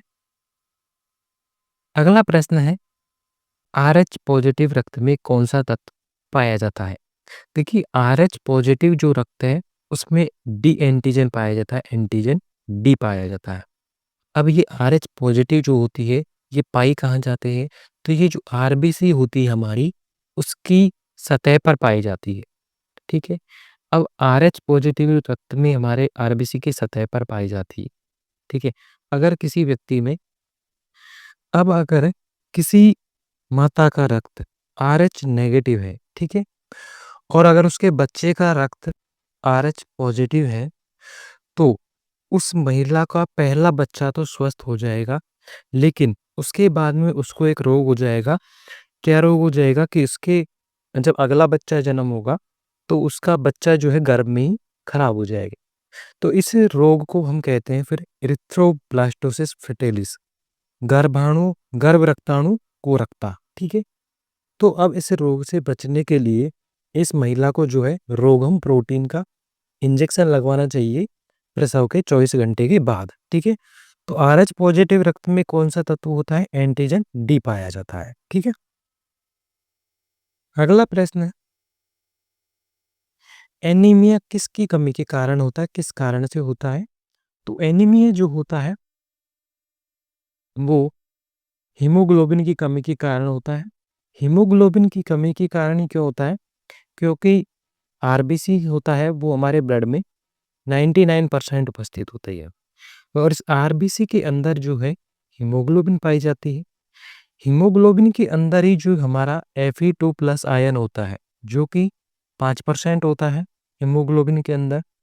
तो इस Fe2 प्लस आयन की जब कमी हो जाती है तो वो ये कमी जो किसको इफेक्ट करेगी, हीमोग्लोबिन को। और हीमोग्लोबिन में जब इस चीज़ की कमी हो जाएगी तो वो आरबीसी को इफेक्ट करेगी। तो या तो आरबीसी की कमी से या फिर हीमोग्लोबिन की कमी से जो है एनीमिया रोग हो सकता है। अब इसकी मैंने एक ट्रिक बताई थी आपको याद करने की कि एनी और मिया जो है ये एक दूसरे के बिना नहीं रह सकते। तो यहाँ से जो एनीमिया है, एनी और मिया जो कि पति पत्नी है, ये बिन मतलब कि इसके अपने बिना नहीं रह सकते, दोनों एक दूसरे के बिना। तो ये किसकी कमी के कारण होगा? हीमोग्लोबिन की कमी के कारण। ठीक है। डब्ल्यूबीसी की कमी के कारण ल्यूकोमिया रोग होता है। ठीक है। और प्लेटलेट्स की अगर किसी व्यक्ति में कमी हो जाएगी तो उसमें रक्त का थक्का नहीं जमेगा। और अगर किसी व्यक्ति में प्लाज्मा की कमी हो जाएगी तो वो क्या हो जाएगा? कुपोषण का शिकार हो जाएगा। ठीक है। तो एनीमिया किसके कम कारण होता है? हीमोग्लोबिन की कमी के कारण। अगला प्रश्न कि रक्त का थक्का बनने की प्रक्रिया क्या कहलाती है? तो देखिए, रक्त का थक्का और थक्का बनता है तो इस प्रक्रिया को हम कहते हैं कोएगुलेशन। ठीक है। कोएगुलेशन कहेंगे। फैगोसाइटोसिस क्या होती है कि जब डब्ल्यूबीसी ठोस रूप में रोगाणुओं का रक्तभक्षण करती है तो उसे हम फैगोसाइटोसिस कहते हैं। ठीक है। तो कोएगुलेशन जो होती है वो रक्त का थक्का बनने की प्रक्रिया है। ठीक है। अगला प्रश्न है, मानव शरीर में रक्त का प्रतिशत कितना होता है? तो देखिए, रक्त का जो प्रतिशत होता है, मान लीजिए मानव शरीर का रक्त का प्रतिशत 100, मानव शरीर का रक्त है 100 किलो, सॉरी रक्त नहीं वजन है उसका। तो इस वजन का जो है 6 से 8% जो है वो हमारे शरीर में ब्लड पाया जाता है। अब 6 से 8% तो इसके बीच में जो आ रहा है 7%। तो 7% हमारे शरीर के अंदर ब्लड पाया जाता है मनुष्य की कुल वजन का। ठीक है। हमारे शरीर के मतलब मनुष्य के कुल वजन का जो है 6 से 8% ब्लड हमारे शरीर के अंदर पाया जाता है। और कुल ब्लड की मात्रा कितनी होती है? जैसे 5 से 6 लीटर। तो मैंने आपको बताया था अगर ब्लड को याद करने की ट्रिक है तो ज़्यादा 3-5 नहीं करने का। जिसमें खूब भरपूर ब्लड होगा वो ज़्यादा बोलेगा, तो ज़्यादा बोलेगा तो उससे कह देना है ज़्यादा 3-5 नहीं करने का। तो 3-5 से क्या याद रखना है? 5-6। तो हमारे शरीर में ब्लड की मात्रा कितनी होती है? 5 से 6 लीटर। अगला प्रश्न, लिम्फोसाइट किससे संबंधित है? तो देखिए, लिम्फोसाइट किसका नाम है? डब्ल्यूबीसी का। डब्ल्यूबीसी है और डब्ल्यूबीसी को हम ठीक है, डब्ल्यूबीसी को हम क्या कहते हैं? ल्यूकोसाइट। और इस डब्ल्यूबीसी का एक प्रकार होता है जो एग्रेनुलर कोशिका होती है, कणिका में कोशिका, उसका एक नाम होता है लिम्फोसाइट और मोनोसाइट होती हैं। तो ये है लिम्फोसाइट। तो लिम्फोसाइट डब्ल्यूबीसी का एक प्रकार है। इसको किससे संबंधित है? डब्ल्यूबीसी पूरी ही हमारी प्रतिरक्षा है, प्रतिरक्षा का काम करती है, मतलब कि रोगों से लड़ने का काम करती है। डब्ल्यूबीसी 2 प्रकार की होती है, एक तो कणिका में होती है और एक एकणिका में होती है। कणिका में जो होती है वो न्यूट्रोफिल, इयोसिनोफिल और बेसोफिल होती है, जबकि वही जो एकणिका में होती है वो मोनोसाइट होती है और लिम्फोसाइट होती है। ठीक है। तो ये लिम्फोसाइट जो है एकणिका में डब्ल्यूबीसी का एक प्रकार है। ठीक है। अगला प्रश्न है, रक्त में CO2 मुख्य रूप से किस रूप में जाती है? तो देखिए, अभी मैंने बताया था कि जब हीमोग्लोबिन के साथ में ऑक्सीजन की बॉन्डिंग होती है तो इसको तो हम ऑक्सी हीमोग्लोबिन कहते हैं। लेकिन जब वही हीमोग्लोबिन के साथ में कार्बन डाइऑक्साइड बॉन्डिंग बॉन्डिंग बनती है, क्योंकि रक्त में हमारे में आरबीसी होती है एक घटक, और इस आरबीसी में हीमोग्लोबिन होता है और इस हीमोग्लोबिन के साथ में ही बॉन्डिंग बनती है ऑक्सीजन और कार्बन डाइऑक्साइड की। जब हमारे शरीर में हम श्वास लेते हैं तो ऑक्सीजन की बॉन्डिंग बनती है, जब श्वास छोड़ते हैं तो कार्बन डाइऑक्साइड की बॉन्डिंग बनती है। तो इसी को हम कार्बोक्सी हीमोग्लोबिन के रूप में जानते हैं। कार्बन डाइऑक्साइड है तो कार्बोक्सी हीमोग्लोबिन, और ऑक्सीजन जुड़ती तो ऑक्सी हीमोग्लोबिन कहेंगे। ठीक है। अगला प्रश्न कि कौन सा डब्ल्यूबीसी एलर्जी में सहायक होता है? तो देखिए, एलर्जी की बात जब भी आती है तो एलर्जी में जो होते हैं वो हमारी न्यूट्रोफिल आती है काम में। तो सबसे ज़्यादा जो एंटीबॉडी का निर्माण कौन-सी करती है? न्यूट्रोफिल करती है, मैंने आपको बताया था। तो एलर्जी में जो भी सहायक आएगी, वो कौन-सी होगी?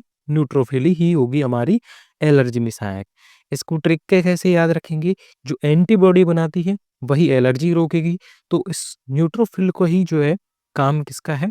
डब्ल्यूबीसी में एलर्जी का काम रुकने का काम है। लिम्फोसाइट कोशिका जो होती है, ये 2 प्रकार की होती है, T4 लिम्फोसाइट और T8 लिम्फोसाइट। अब जब किसी को एड्स हो जाता है, तो उस एड्स में T4 कोशिकाएँ जो होती हैं, वो नष्ट होना शुरू हो जाती हैं, ठीक है? और लिम्फोसाइट जो होती है, ये हमारी 60 से 65% के करीब ही हमारे अंदर पाई जाती है, ठीक है? अगला प्रश्न है, आरबीसी में नाभिक क्यों नहीं होता? देखिए, अब आरबीसी में क्या होता है? हीमोग्लोबिन पाया जाता है, और इस हीमोग्लोबिन का क्या कार्य होता है? एक तो ये हीमोग्लोबिन जो होती है, ये ऑक्सीजन के साथ बॉन्डिंग बनाती है, और ये कार्बन डाइऑक्साइड की बॉन्डिंग बनाती है। मतलब कि इसका कार्य क्या होगा? ऑक्सीजन का परिवहन करना हीमोग्लोबिन का। तो ये किसके अंदर पाई जाती है? आरबीसी के अंदर।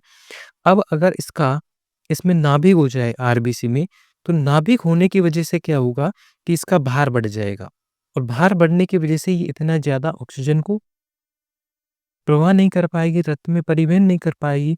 तो अधिक ऑक्सीजन के ढोने हेतु हमारे शरीर में जो है इसमें नाभिक नहीं होता है, ठीक है? सुरक्षा हेतु तो डब्ल्यूबीसी हमारा कार्य करती है, ठीक है? ऊर्जा बचाने का काम भी नहीं करती है, क्योंकि ऑक्सीजन अधिक ढोनी है हमारे शरीर में, ऊर्जा बचाने का काम ये नहीं करती है, ठीक है? अगला प्रश्न, रक्त का लाल रंग किसके कारण होता है? तो रक्त का जो लाल रंग होता है, वो किसके कारण होता है? हीमोग्लोबिन के कारण होता है, ठीक है? और हमारे शरीर में 2 प्रकार के वर्णक पाए जाते हैं, एक बिलिरुबिन और बिलिवर्डिन प्रवर्णक पाए जाते हैं, ठीक है? जिनमें से बिलिवर्डिन जो होता है, वो पीले रंग के लिए उत्तरदायी होता है, और बिलिरुबिन जो होता है, ये हरे रंग के लिए उत्तरदायी होता है। प्लाज्मा जो होता है, रक्त का तरल भाग है, ठीक है? जो हमारे शरीर में 90 से 92% उपस्थित होता है, और जब किसी व्यक्ति को ये जल जाता है, तो उसका उपचार करते हैं तो उसको प्लाज़्मा चढ़ाया जाता है, क्योंकि प्लाज़्मा में क्या होती है? जल की मात्रा होती है 90 से 92%, और 6 से 8% इसमें प्रोटीन पाई जाती है। प्लेटलेट्स जो होती है रक्त का थक्का बनाती है, और रक्त के थक्के में विटामिन के जो है वो महत्वपूर्ण भूमिका निभाता है, और कैल्शियम आयन जो होता है वो भी जो है रक्त के थक्का बनाने में महत्वपूर्ण भूमिका निभाता है। अगला प्रश्न, थैलीसीमिया किस प्रकार का रोग है? तो थैलीसीमिया क्या है? एक आनुवांशिक रोग है। अब आनुवांशिक रोग क्यों है? क्योंकि थैलीसीमिया में जो आरबीसी है, इसका आकार बदल जाता है। जो आरबीसी गोलाकार होती है, इसका आकार बदल करके कैसा हो जाता है? इस हंसिए के जैसे आकार का, मतलब कि करछुल जैसी आकृति हो जाती है, एक तरीके से प्रसन्न चिन्ह जैसी आकृति। तो इसीलिए जो है थैलीसीमिया रोग हो जाता है उन व्यक्तियों को, ठीक है? अगला प्रश्न, रक्त में एल्बुमिन का कार्य है। तो देखिए, एल्बुमिन जो होती है एक प्रकार की प्रोटीन है, जो कि अंडे के अंदर पाई जाती है, ठीक है? और इस एल्बुमिन प्रोटीन जो होती है हमारे शरीर के अंदर होती है, हमारे रक्त में।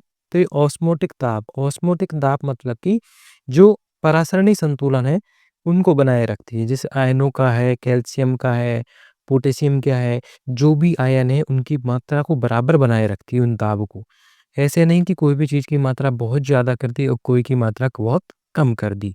तो उन मात्राओं को सबको बराबर रखने का काम जो है वो कौन करती है? एल्बुमिन करती है, ठीक है? अगला प्रश्न, मानव रक्त का स्वाद कैसा होता है? तो मानव रक्त जो होता है, इसका स्वाद, अब अगर इसकी रक्त का स्वाद चखना चाहें, तो स्वाद तो हम चखेंगे नहीं। कई बार किसी ने आपने स्वाद भी चखा होगा, जैसे हल्की-फुल्की अंगुली में या कहीं पर भी चोट लग जाती है, तो आप उसको मुँह से चूसने लगते हैं ताकि ब्लड उसका रुक जाए, ठीक है? तो मानव रक्त का स्वाद की बात करें, तो देखिए एक पीएच स्केल होता है, ठीक है? जिसमें 0 होता है, एक 7 होता है और एक 14 होता है इसका मान।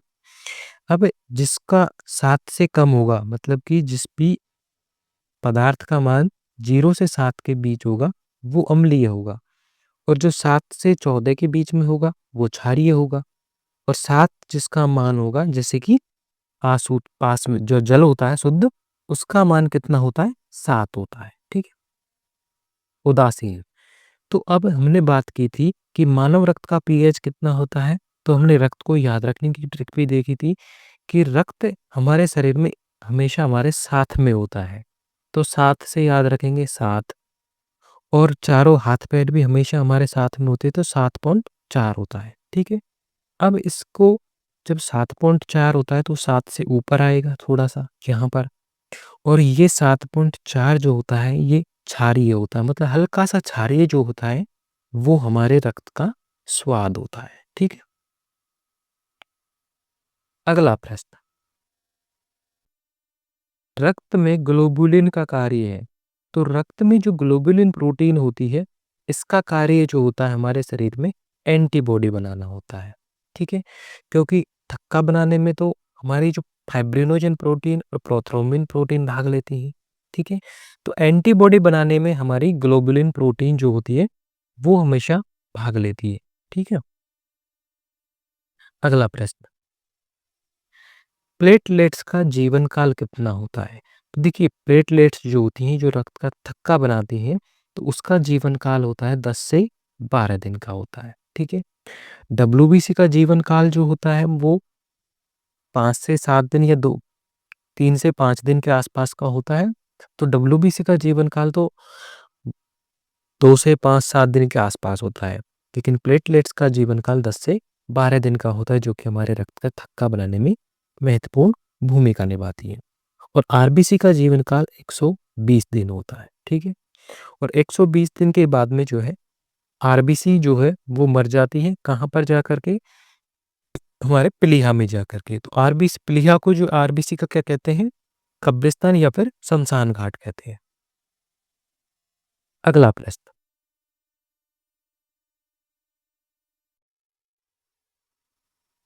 रक्त का जमाव रोकने वाला पदार्थ है। तो देखिए, हमारे शरीर में जो फाइब्रिनोजन प्रोटीन और प्रोथ्रोम्बिन जो प्रोटीन पाई जाती हैं, वो तो रक्त का थक्का जमाती हैं। लेकिन अब हमारे शरीर में मान ली चोट लगी, तो थक्का बनाने का काम तो फाइब्रिनोजन प्रोटीन, प्रोथ्रोम्बिन ने काम कर दिया, थक्का बनाने का काम। लेकिन जब रक्त हमारे शरीर में अंदर होता है, वाहिनियों में, धमनियों में और सिराओं में बहता है, तो वहाँ पे अगर रक्त का थक्का जम जाएगा, तो बहुत बड़ी मुसीबत आएगी। तो उस थक्के को रोकने वाला पदार्थ कौन-सा है? तो वो होता है हेपेरिन। हेपेरिन जो होता है, वो हमारे रक्त का थक्का बनाने से रोकता है। अब इसको याद कैसे रखेंगे? देखिए जमाव, और जब कोई जमता है, कोई जम जाता है, ठीक है? तो जमने का तरीका है एक तरीके से उसका परी बनना। यहाँ से क्या है? परी, जैसे पापा की परी उड़ी, तो इस तरीके से इसको याद रखेंगे हम। ट्रिक क्या है? जैसे अगर कोई जमेगा, मतलब कि उड़ेगा एक तरीके से, तो उड़ेगा तो पापा की परी क्या करती है? उड़ती है। तो परी से क्या याद रखेंगे? परी, और जम, मतलब कि परी एक तरीके से जम गई। तो जमने में कौन याद रखेंगे?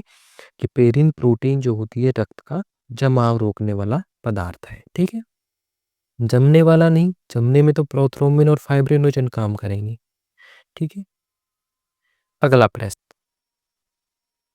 आरबीसी की संख्या जो होती है, वो प्रति एमएम क्यूब होती है, पुरुष की संख्या।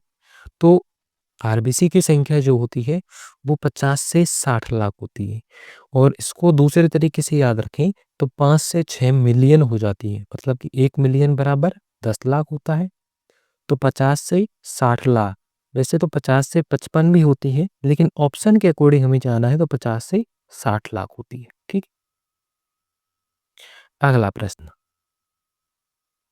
आरबीसी की संख्या प्रति mm³ महिला में होती है। अब देखिए, पिछले प्रश्न में हमने पुरुष की देखी थी और पुरुष के अंदर जो होती है वो 50 से 60 लाख होती है। ठीक है? आरबीसी की संख्या। लेकिन वहीं महिला के अंदर देखी जाए तो महिला के अंदर जो है आरबीसी की संख्या वो होती है 45 से 50 लाख। महिला के अंदर आरबीसी की संख्या कितनी होती है? 45 से 50 लाख होती है। ठीक है? क्योंकि महिला में जो है हर चीज़ जो है थोड़ी-सी कुछ कम पाई जाती है, क्योंकि हर एक में हार्मोनल चेंजेज़ होता है अलग-अलग जेंडर में। ठीक है? अगला प्रश्न है, रक्त में थ्रोम्बिन का कार्य है। तो फाइब्रिनोजन को फाइब्रिन में बदलना, रक्त को पतला करना, ऑक्सीजन परिवहन करना और एंटीबॉडी बनाना। देखिए, ऑक्सीजन का परिवहन करता है, ये तो हीमोग्लोबिन करता है। एंटीबॉडी डब्ल्यूबीसी बनाती है, जो कि न्यूट्रोफिल बनाता है। और रक्त को पतला करने का काम प्लाज्मा का होता है। प्लाज्मा क्या है? रक्त का तरल भाग है। तो थ्रोम्बिन का कार्य जो है फाइब्रिनोजन को फाइब्रिन में बदलना है। अब कैसे बदलेगा, क्या कार्य करेगा? तो थ्रोम्बिन जो होती है एक तरीके से रक्त का थक्का बनाने में महत्वपूर्ण भूमिका निभाता है। ये क्या करता है, इस थ्रोम्बिन को जो है ये फाइब्रिनोजन को फाइब्रिन में बदल देता है। तो जैसे ही फाइब्रिन में बदलेगा तो ये क्या होगी, प्लेटलेट्स को एक्टिव कर देता है। प्लेटलेट्स जो होती हैं उनको क्या कर देता है, एक्टिव कर देता है। और जब प्लेटलेट्स एक्टिव हो जाती हैं तो जो फैक्टर 8 होता है वो एक्टिव हो जाते हैं। और ये सभी एक्टिव होकर के जो हमारे चोट लगे हुए भाग है उस पे क्या करते हैं, एक मजबूत जाल बना करके रक्तस्राव को रोकने में महत्वपूर्ण भूमिका निभाते हैं। तो थ्रोम्बिन का कार्य है फाइब्रिनोजन को फाइब्रिन में बदलना। ठीक है? अगला प्रश्न, रक्त में प्रोथ्रोम्बिन कहाँ बनता है? तो रक्त में प्रोथ्रोम्बिन जो होता है वो हमारे लीवर के अंदर बनता है, यकृत के अंदर। जो प्रोथ्रोम्बिन और फाइब्रिनोजन प्रोटीन जो होती है, स्कंदन प्रोटीन रक्त का थक्का बनाने का जो काम करती है वो प्रोटीन हमारे लीवर के अंदर बनती है। और हिपेरिन प्रोटीन जो रक्तस्राव जो रक्त का थक्का बनने से रोकती है, उस वो भी हमारे लीवर के अंदर ही उसका निर्माण होता है। ठीक है? अगला प्रश्न, फाइब्रिनोजन किस प्रकार का प्रोटीन है? तो फाइब्रिनोजन प्रोटीन जो होती है, प्रोथ्रोम्बिन जो प्रोटीन होती है, एल्बुमिन प्रोटीन, ग्लोबुलिन प्रोटीन, तो ये सभी जो प्रोटीन है ये प्लाज्मा के अंदर पाई जाती हैं। तो ये प्लाज्मा प्रोटीन है।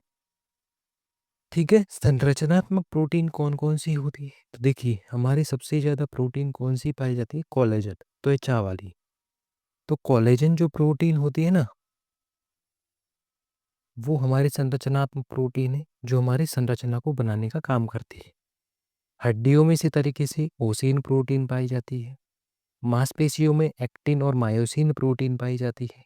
तो फाइब्रिनोजन जो प्रोटीन है वो प्लाज्मा में प्रोटीन पाई जाती है, प्लाज्मा की प्रोटीन है।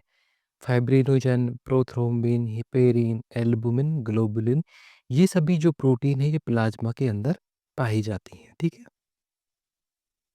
अगला प्रश्न, रक्तदान के बाद शरीर में आरबीसी की पूर्ति कितने समय में होती है?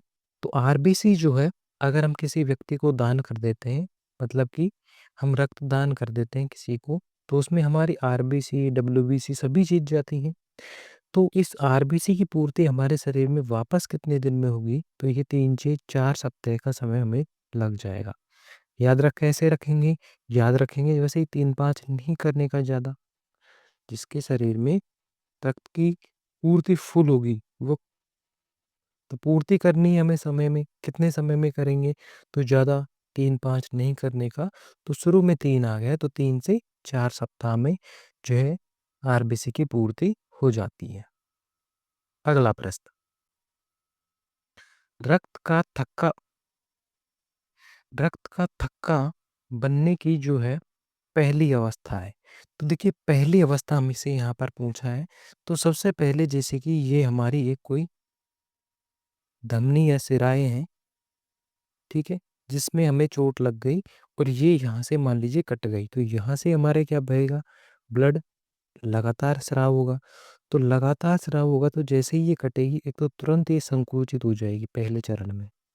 जब रक्त की थक्के की प्रक्रिया तो पहले सिकुड़ जाएगी यहाँ से आगे से, तो सिकुड़ जाएगी तो क्या करेगी, रक्त को बहने से रोकने का काम करेगी, ठीक, सिकुड़ गई।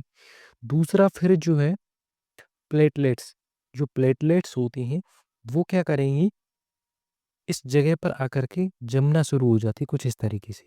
जब वो इस तरीके से आकर के जमेगी और कांटे का रूप धारण कर लेती है, कांटेदार हो जाती है, तो प्लेट लेग प्लग बनाती है, मतलब कि ये सभी जुड़ करके प्लेटलेट का क्या बना लेती है, जाल बना लेती है, जिसे प्लेट लेग कहते हैं।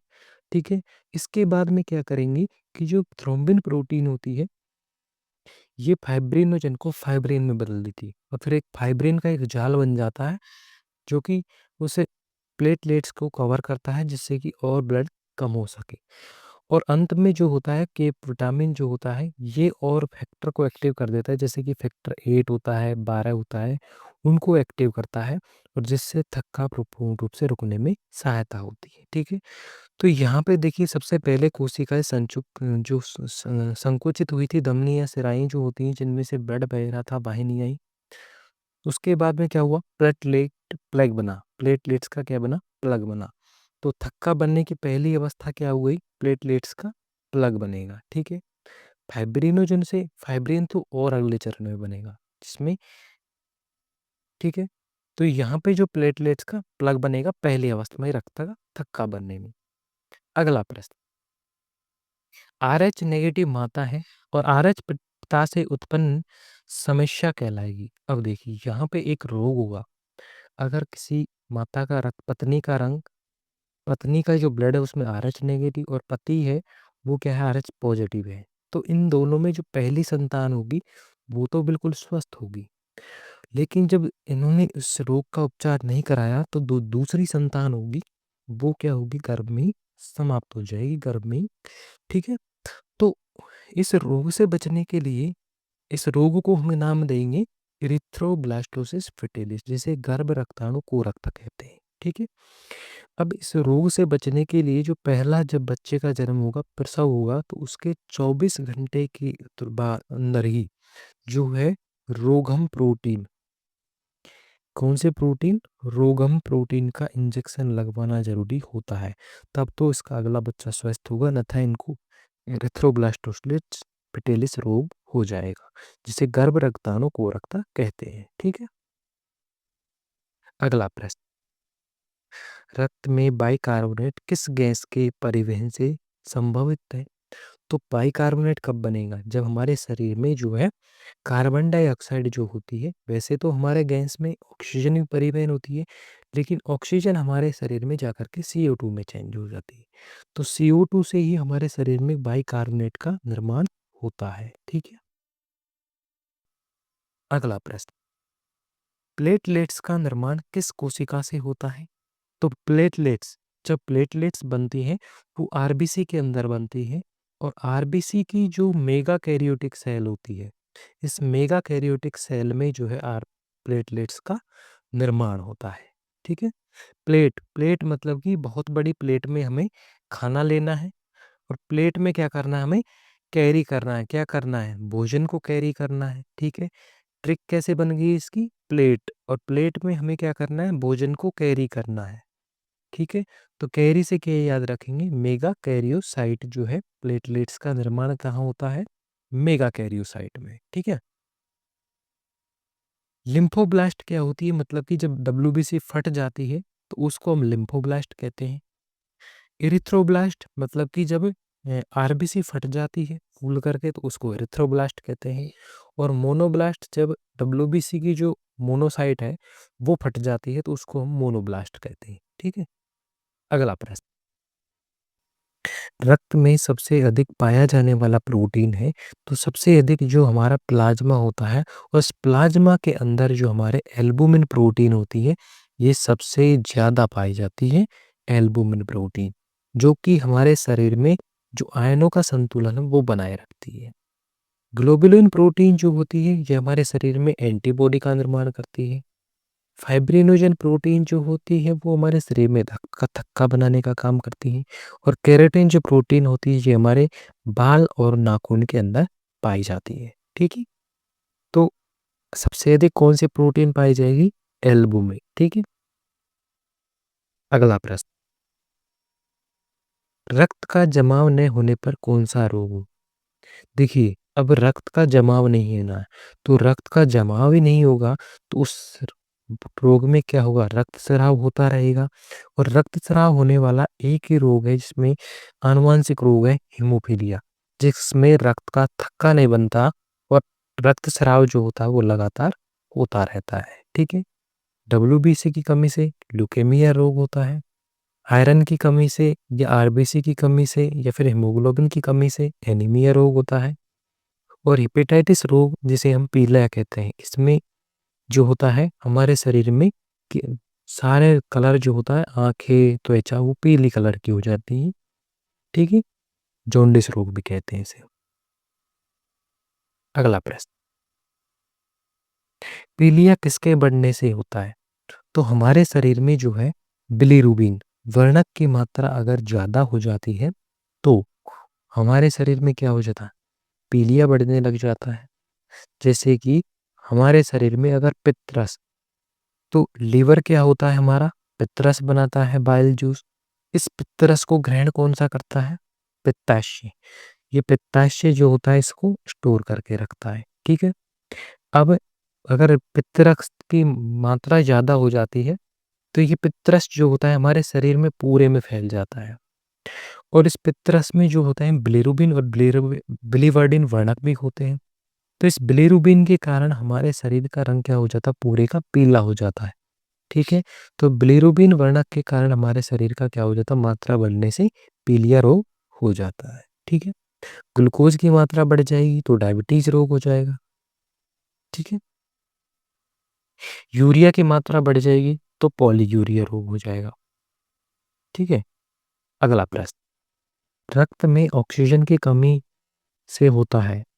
तो देखिए, रक्त में जब ऑक्सीजन की कमी हो जाती है, तो देखिए ऑक्सीजन की कमी होगी तो हमारे शरीर में खून में रक्त की कमी हो जाएगी। तो पहली बात, जब रक्त की कमी, खून में ऑक्सीजन की कमी होगी, तो हमारे शरीर तक ऑक्सीजन नहीं पहुंच पाएगी। तो इस ऑक्सीजन की कमी से क्या होगा? हमारे होंठ हैं वो नीले पड़ने लग जाएंगे। फिर जब रक्त में ऑक्सीजन की कमी होगी तो हमारे अंगों तक भी ऑक्सीजन नहीं पहुंचेगी। ठीक है? तो इस स्थिति में क्या होगा कि हमारे हाथ पैर नीले पड़ने लग जाएंगे, होठों का रंग नीले पड़ने लग जाएगा, बैंगनी कलर का हो जाएगा। तो इस रोग को कहते हैं साइनोसिस। साइनोसिस रोग में क्या होता है? ब्लड में ऑक्सीजन की कमी हो जाती है और जब ऊतकों तक ये ब्लड नहीं पहुंच पाता, ऑक्सीजन पहुंच नहीं पाती, तो इसे हाइपोक्सिमिया कहते हैं। क्या कहेंगे? हाइपोक्सिमिया रोग हो जाता है। ठीक है? तो ऑक्सीजन की कमी से साइनोसिस और ऊतकों तक ऑक्सीजन नहीं पहुंचेगी तो हाइपोक्सिमिया रोग होता है। ठीक है? अब ज़्यादा अगर कमी हो जाएगी किसी में तो दिल का दौरा भी पड़ने लग जाएगा, बेहोश हो जाएगा ऑक्सीजन की कमी से। ठीक है? अगला प्रश्न, मानव रक्त का औसत विशिष्ट गुरुत्व कितना है? तो औसत जो विशिष्ट गुरुत्व होता है वो 1.055 होता है। ये क्वेश्चन बहुत कम पूछा जाता है लेकिन कई बार एग्जाम में पूछ लिया जाता है, तो ध्यान से पढ़ लेना। 1.055 होता है मानव रक्त का औसत विशिष्ट गुरुत्व। ठीक है? अगला प्रश्न, रक्त में कैल्शियम आयन की भूमिका होती है। तो देखिए, कैल्सी और कैल्शियम आयन जो मैंने बताया था आपको कि कैल्शियम आयन और जो है कि विटामिन के, ये दोनों जो होता है हमारे रक्त के थक्का बनाने में महत्वपूर्ण भूमिका निभाते हैं। कैल्सी, कैल्सी का मतलब होता है थक्का, कैल्सी का अर्थ होता है जमना और कैल्सी का मतलब होता है जमना। तो जमेगा किसमें? जब थक्का बनेगा रक्त का। ठीक है?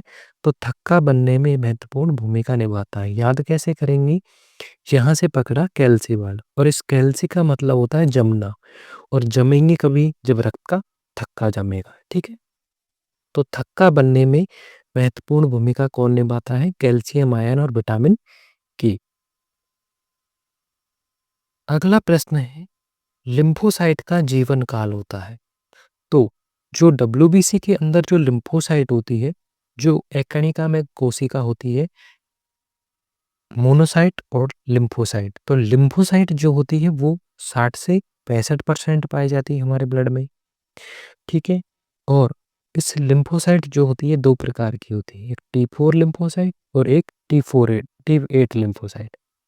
जो T48 लिम्फोसाइट होती है, जब किसी को एड्स रोग होता है तो उसमें ये नष्ट होने लग जाती है T4 लिम्फोसाइट।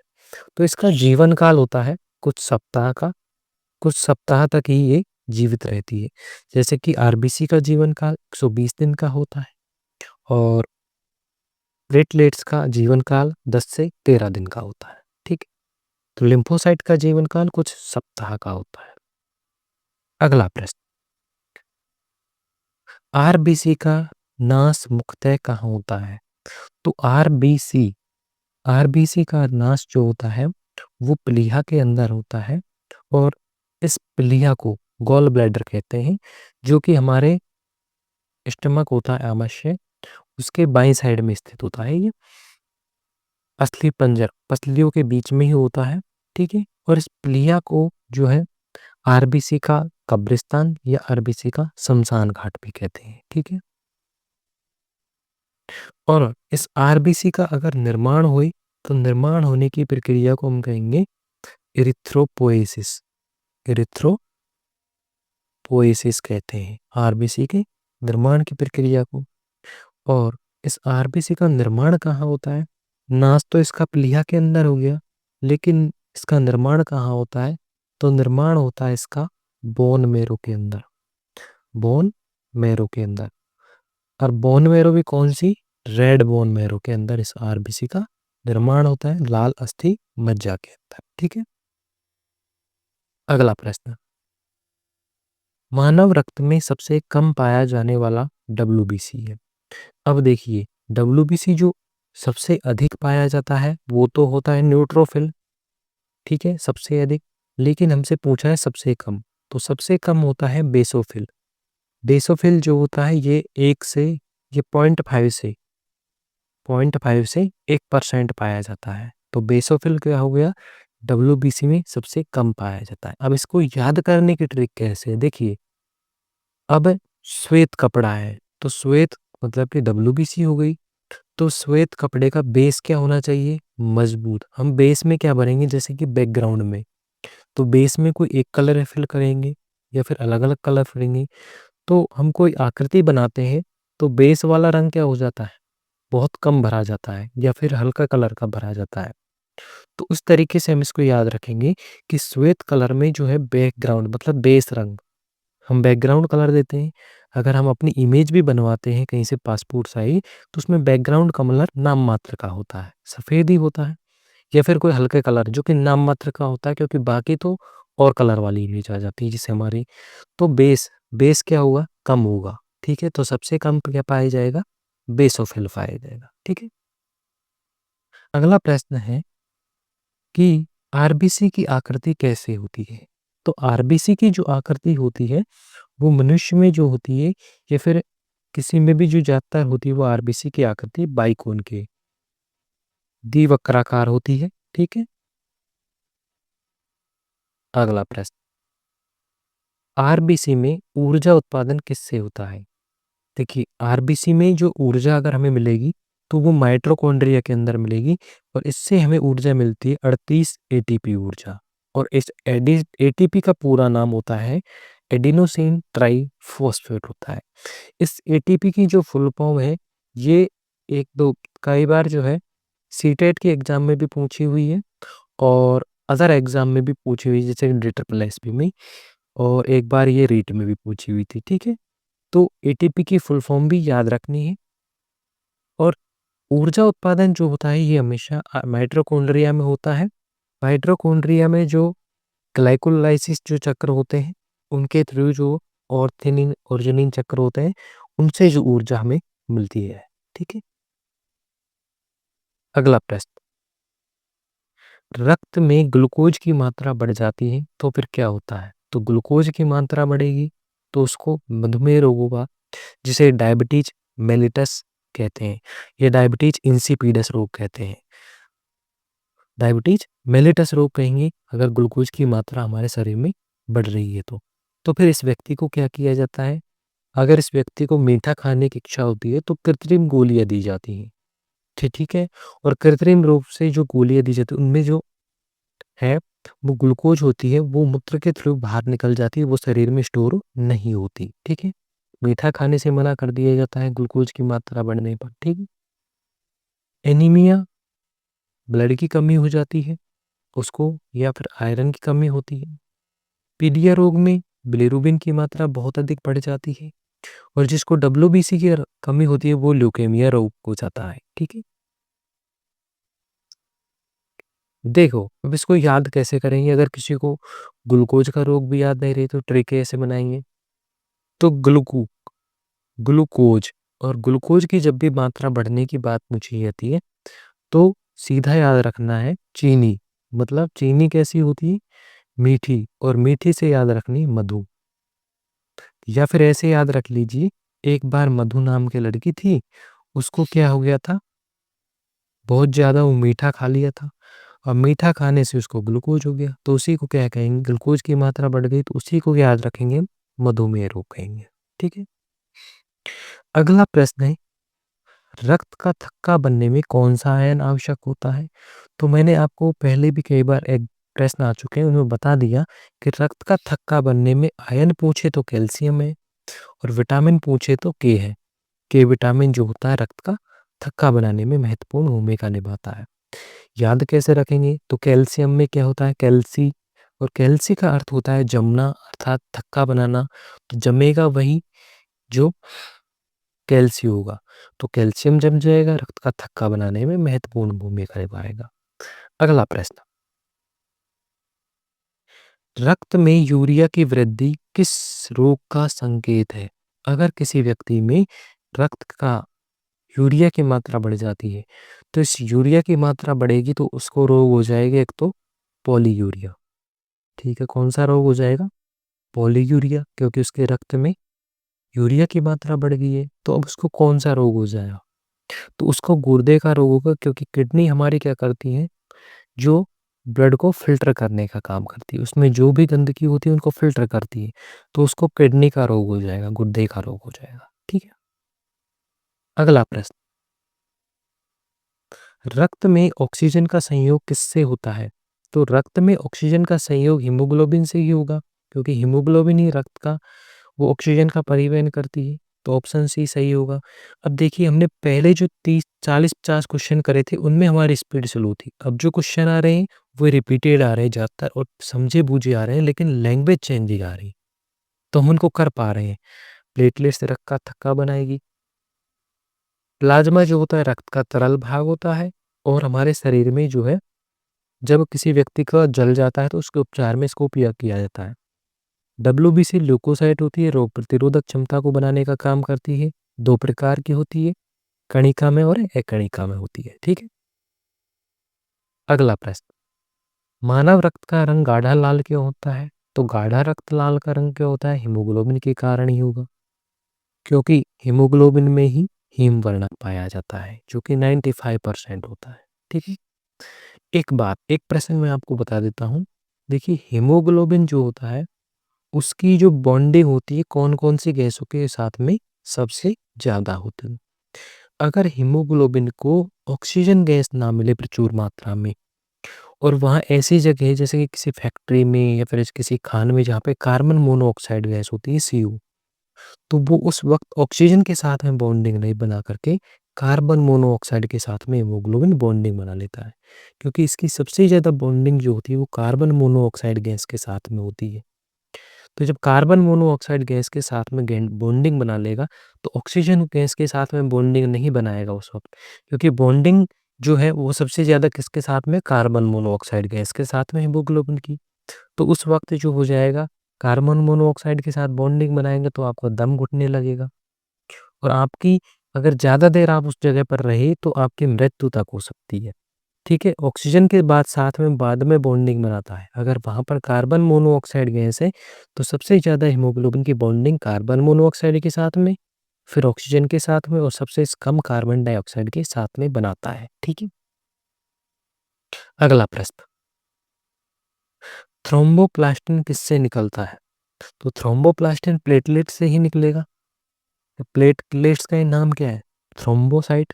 तो प्लेट जो थ्रोम्बोप्लास्टिन है वो थ्रोम्बोप्लास्टिन जो प्लेटलेट से थ्रोम्बोसाइट से ही निकलेगा। ठीक है।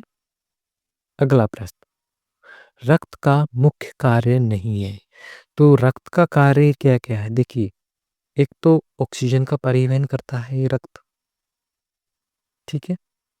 और हार्मोनों का भी परिवहन करता है हमारे शरीर में ब्लड, ताप का भी नियंत्रण करता है हमारे शरीर में ब्लड, लेकिन कार्य नहीं है, भोजन को रक्त नहीं पचाता, भोजन को पचाने का काम HCl करता है, हाइड्रोक्लोरिक अम्ल। तो डी ऑप्शन यहाँ पे सही हो जाएगा। ठीक है। ताप का नियंत्रण कैसे करता है? मान लीजिए, क्योंकि रक्त हमारा एक जगह पे तो स्थिर रुकता नहीं है, तो अगर हमारे शरीर का ताप बढ़ जाता है तो ये हार्मोनों का चेंजेस कर देता है और उस वक्त हमें क्या आ जाता है? पसीना आ जाता है और हमारे शरीर का तापमान वापस कम हो जाता है। ठीक है। ऑक्सीजन का परिवहन करता है और हार्मोन का परिवहन बनाए रखता है। अगला प्रश्न, रक्त में उपस्थित एंटीबॉडी किस प्रोटीन वर्ग की होती है? तो एंटीबॉडी की बात करें तो वो प्लाज्मा में होती है जो हमारे शरीर में एंटीबॉडी का निर्माण करेगी, और वो प्रोटीन जो होती है वो ग्लोबुलिन प्रोटीन होती है जो हमारे शरीर में एंटीबॉडी का निर्माण करती है। एल्बुलिन एल्ब्यूमिन जो प्रोटीन होती है ये परासरणी आयनों का संतुलन बनाए रखती है। फाइब्रिनोजन प्रोटीन रक्त का थक्का बनाती है, और केराटिन प्रोटीन बाल और नाखूनों के अंदर पाई जाती है। तो एंटीबॉडी, जब बॉडी बनेगी तो हमारी बॉडी कहाँ है? ग्लोब पर। तो ग्लोब से याद रखेंगे बॉडी, एक वर्ड लेंगे हम बॉडी और ग्लोब। तो बॉडी और ग्लोब मतलब कि हमारी बॉडी, हम कहाँ रहते हैं? ग्लोब, एक तरीके से पृथ्वी पर रहते हैं, ग्लोब का अर्थ। तो ग्लोबुलिन प्रोटीन जो होती है वो क्या करती है? बॉडी एंटीबॉडी का निर्माण करती है। ये इसकी ट्रिक हो गई याद करने की। ठीक है। अगला अगला प्रश्न है, रक्त का थक्का बनने की अंतिम अवस्था है। देखिए, अब हमने पहले चरण में क्या किया था? पहले तो इसका हमने पूरी प्रक्रिया को समझा था कि पहले इसकी प्रक्रिया में क्या होगा? रक्त वाहिनी क्या होगी? संकुचित होगी। उसके बाद में प्लेटलेट बनेगा, मतलब प्लेटलेट्स का एकत्रण होगा। फिर उसके बाद में फाइब्रिनोजन जो है फाइब्रिन में बदलेगा।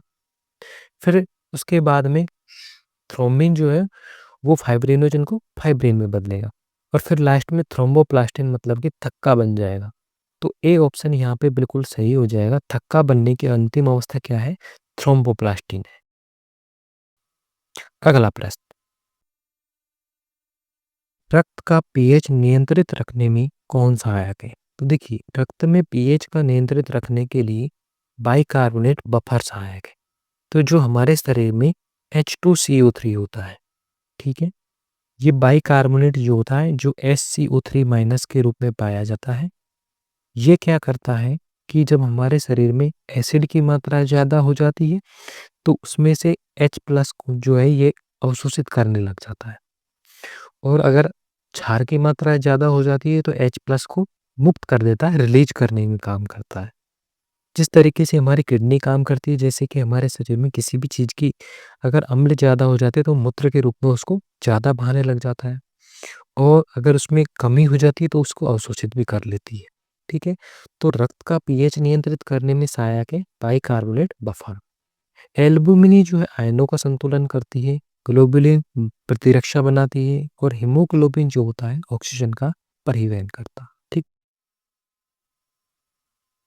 अगला प्रश्न, आरबीसी का विनाश मुख्यतः कहाँ होता है?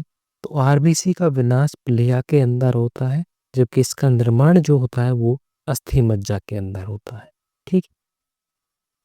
अगला प्रश्न, रक्त में सबसे अधिक मात्रा में उपस्थित आयन है। तो सबसे अधिक मात्रा में जो है सोडियम आयन पाया जाता है, जो कि आयनों का संतुलन बनाए रखने में महत्वपूर्ण भूमिका निभाता है।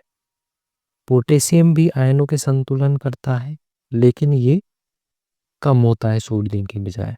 कैल्शियम रक्त का थक्का जमाता है। ठीक है। और मैग्नीशियम जो होता है कुछ मात्रा में जो है हमारे हड्डियों में पाया जाता है। ठीक है। अगला प्रश्न, रक्त में उपस्थित फाइब्रिन किससे बनता है? तो फाइब्रिन प्रोटीन जो होती है ये फाइब्रिन से, फाइब्रिनोजन से जो है फाइब्रिन बनता है। क्या बनता है? फाइब्रिनोजन से फाइब्रिन बनता है। जो प्रोथ्रोम्बिन प्रोटीन जब आती है तो प्रोथ्रोम्बिन फाइब्रिनोजन को फाइब्रिन में बदल देती है और ये रक्त का थक्का बनाने में महत्वपूर्ण भूमिका निभाते हैं। क्रेटीन प्रोटीन बाल नाखून में मिलती है। एल्बुमिन प्रोटीन वही आयनों के संतुलन में। ग्लोबिन ग्लोबुलिन जो प्रोटीन होती है वो प्रतिरक्षा तंत्र को मजबूत करती है, एंटीबॉडी का निर्माण एक तरीके से करती। ठीक है। अगला प्रश्न, रक्तदान के बाद प्लाज्मा की पूर्ति कितने समय में हो जाती है?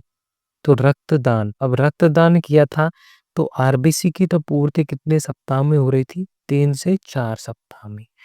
लेकिन प्लाज्मा जो होता है वो 24 घंटे में ही जो है रिकवर हो जाता है हमारे शरीर में, जो कि हमारे ब्लड का तरल भाग होता है, जिसमें 90 से 92% जल पाया जाता है। ठीक है।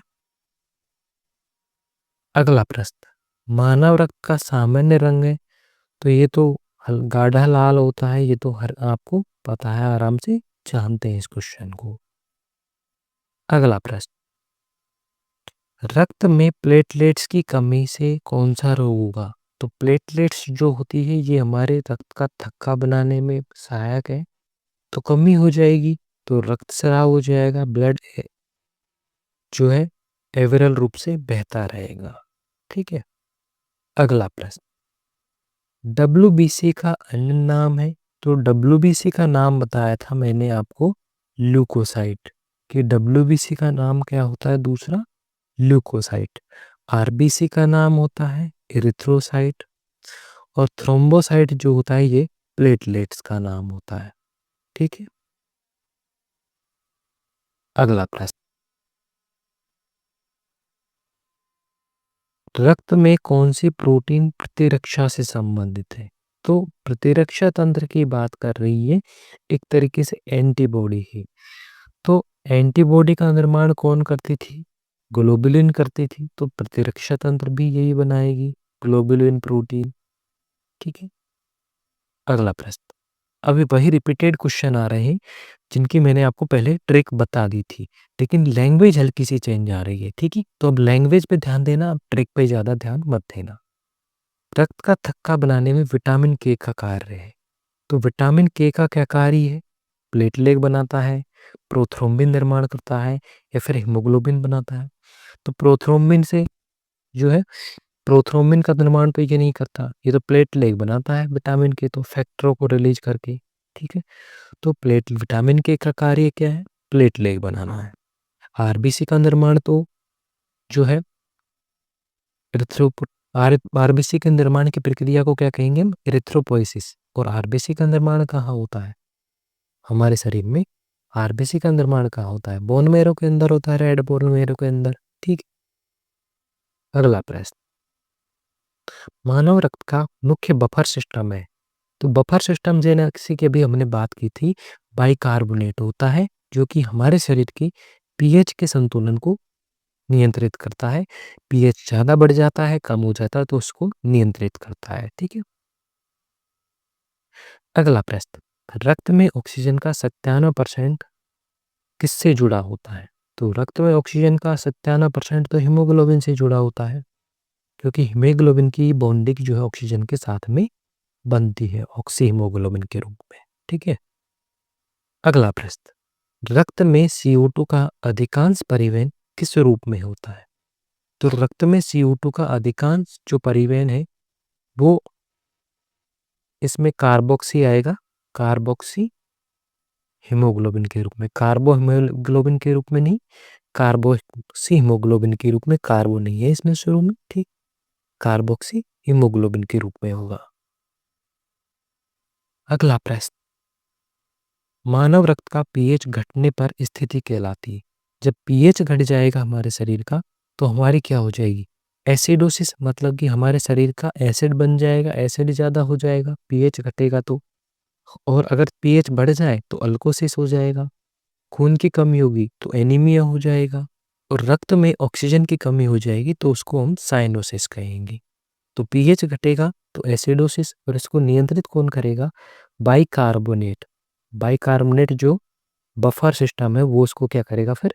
नियंत्रित करेगा। ठीक है। अगला प्रश्न, आरबीसी में नाभिक न होने का लाभ क्या है? अब एक तो नाभिक नहीं है, तो हमने बताया था कि अधिक से अधिक ऑक्सीजन को क्या करेगा?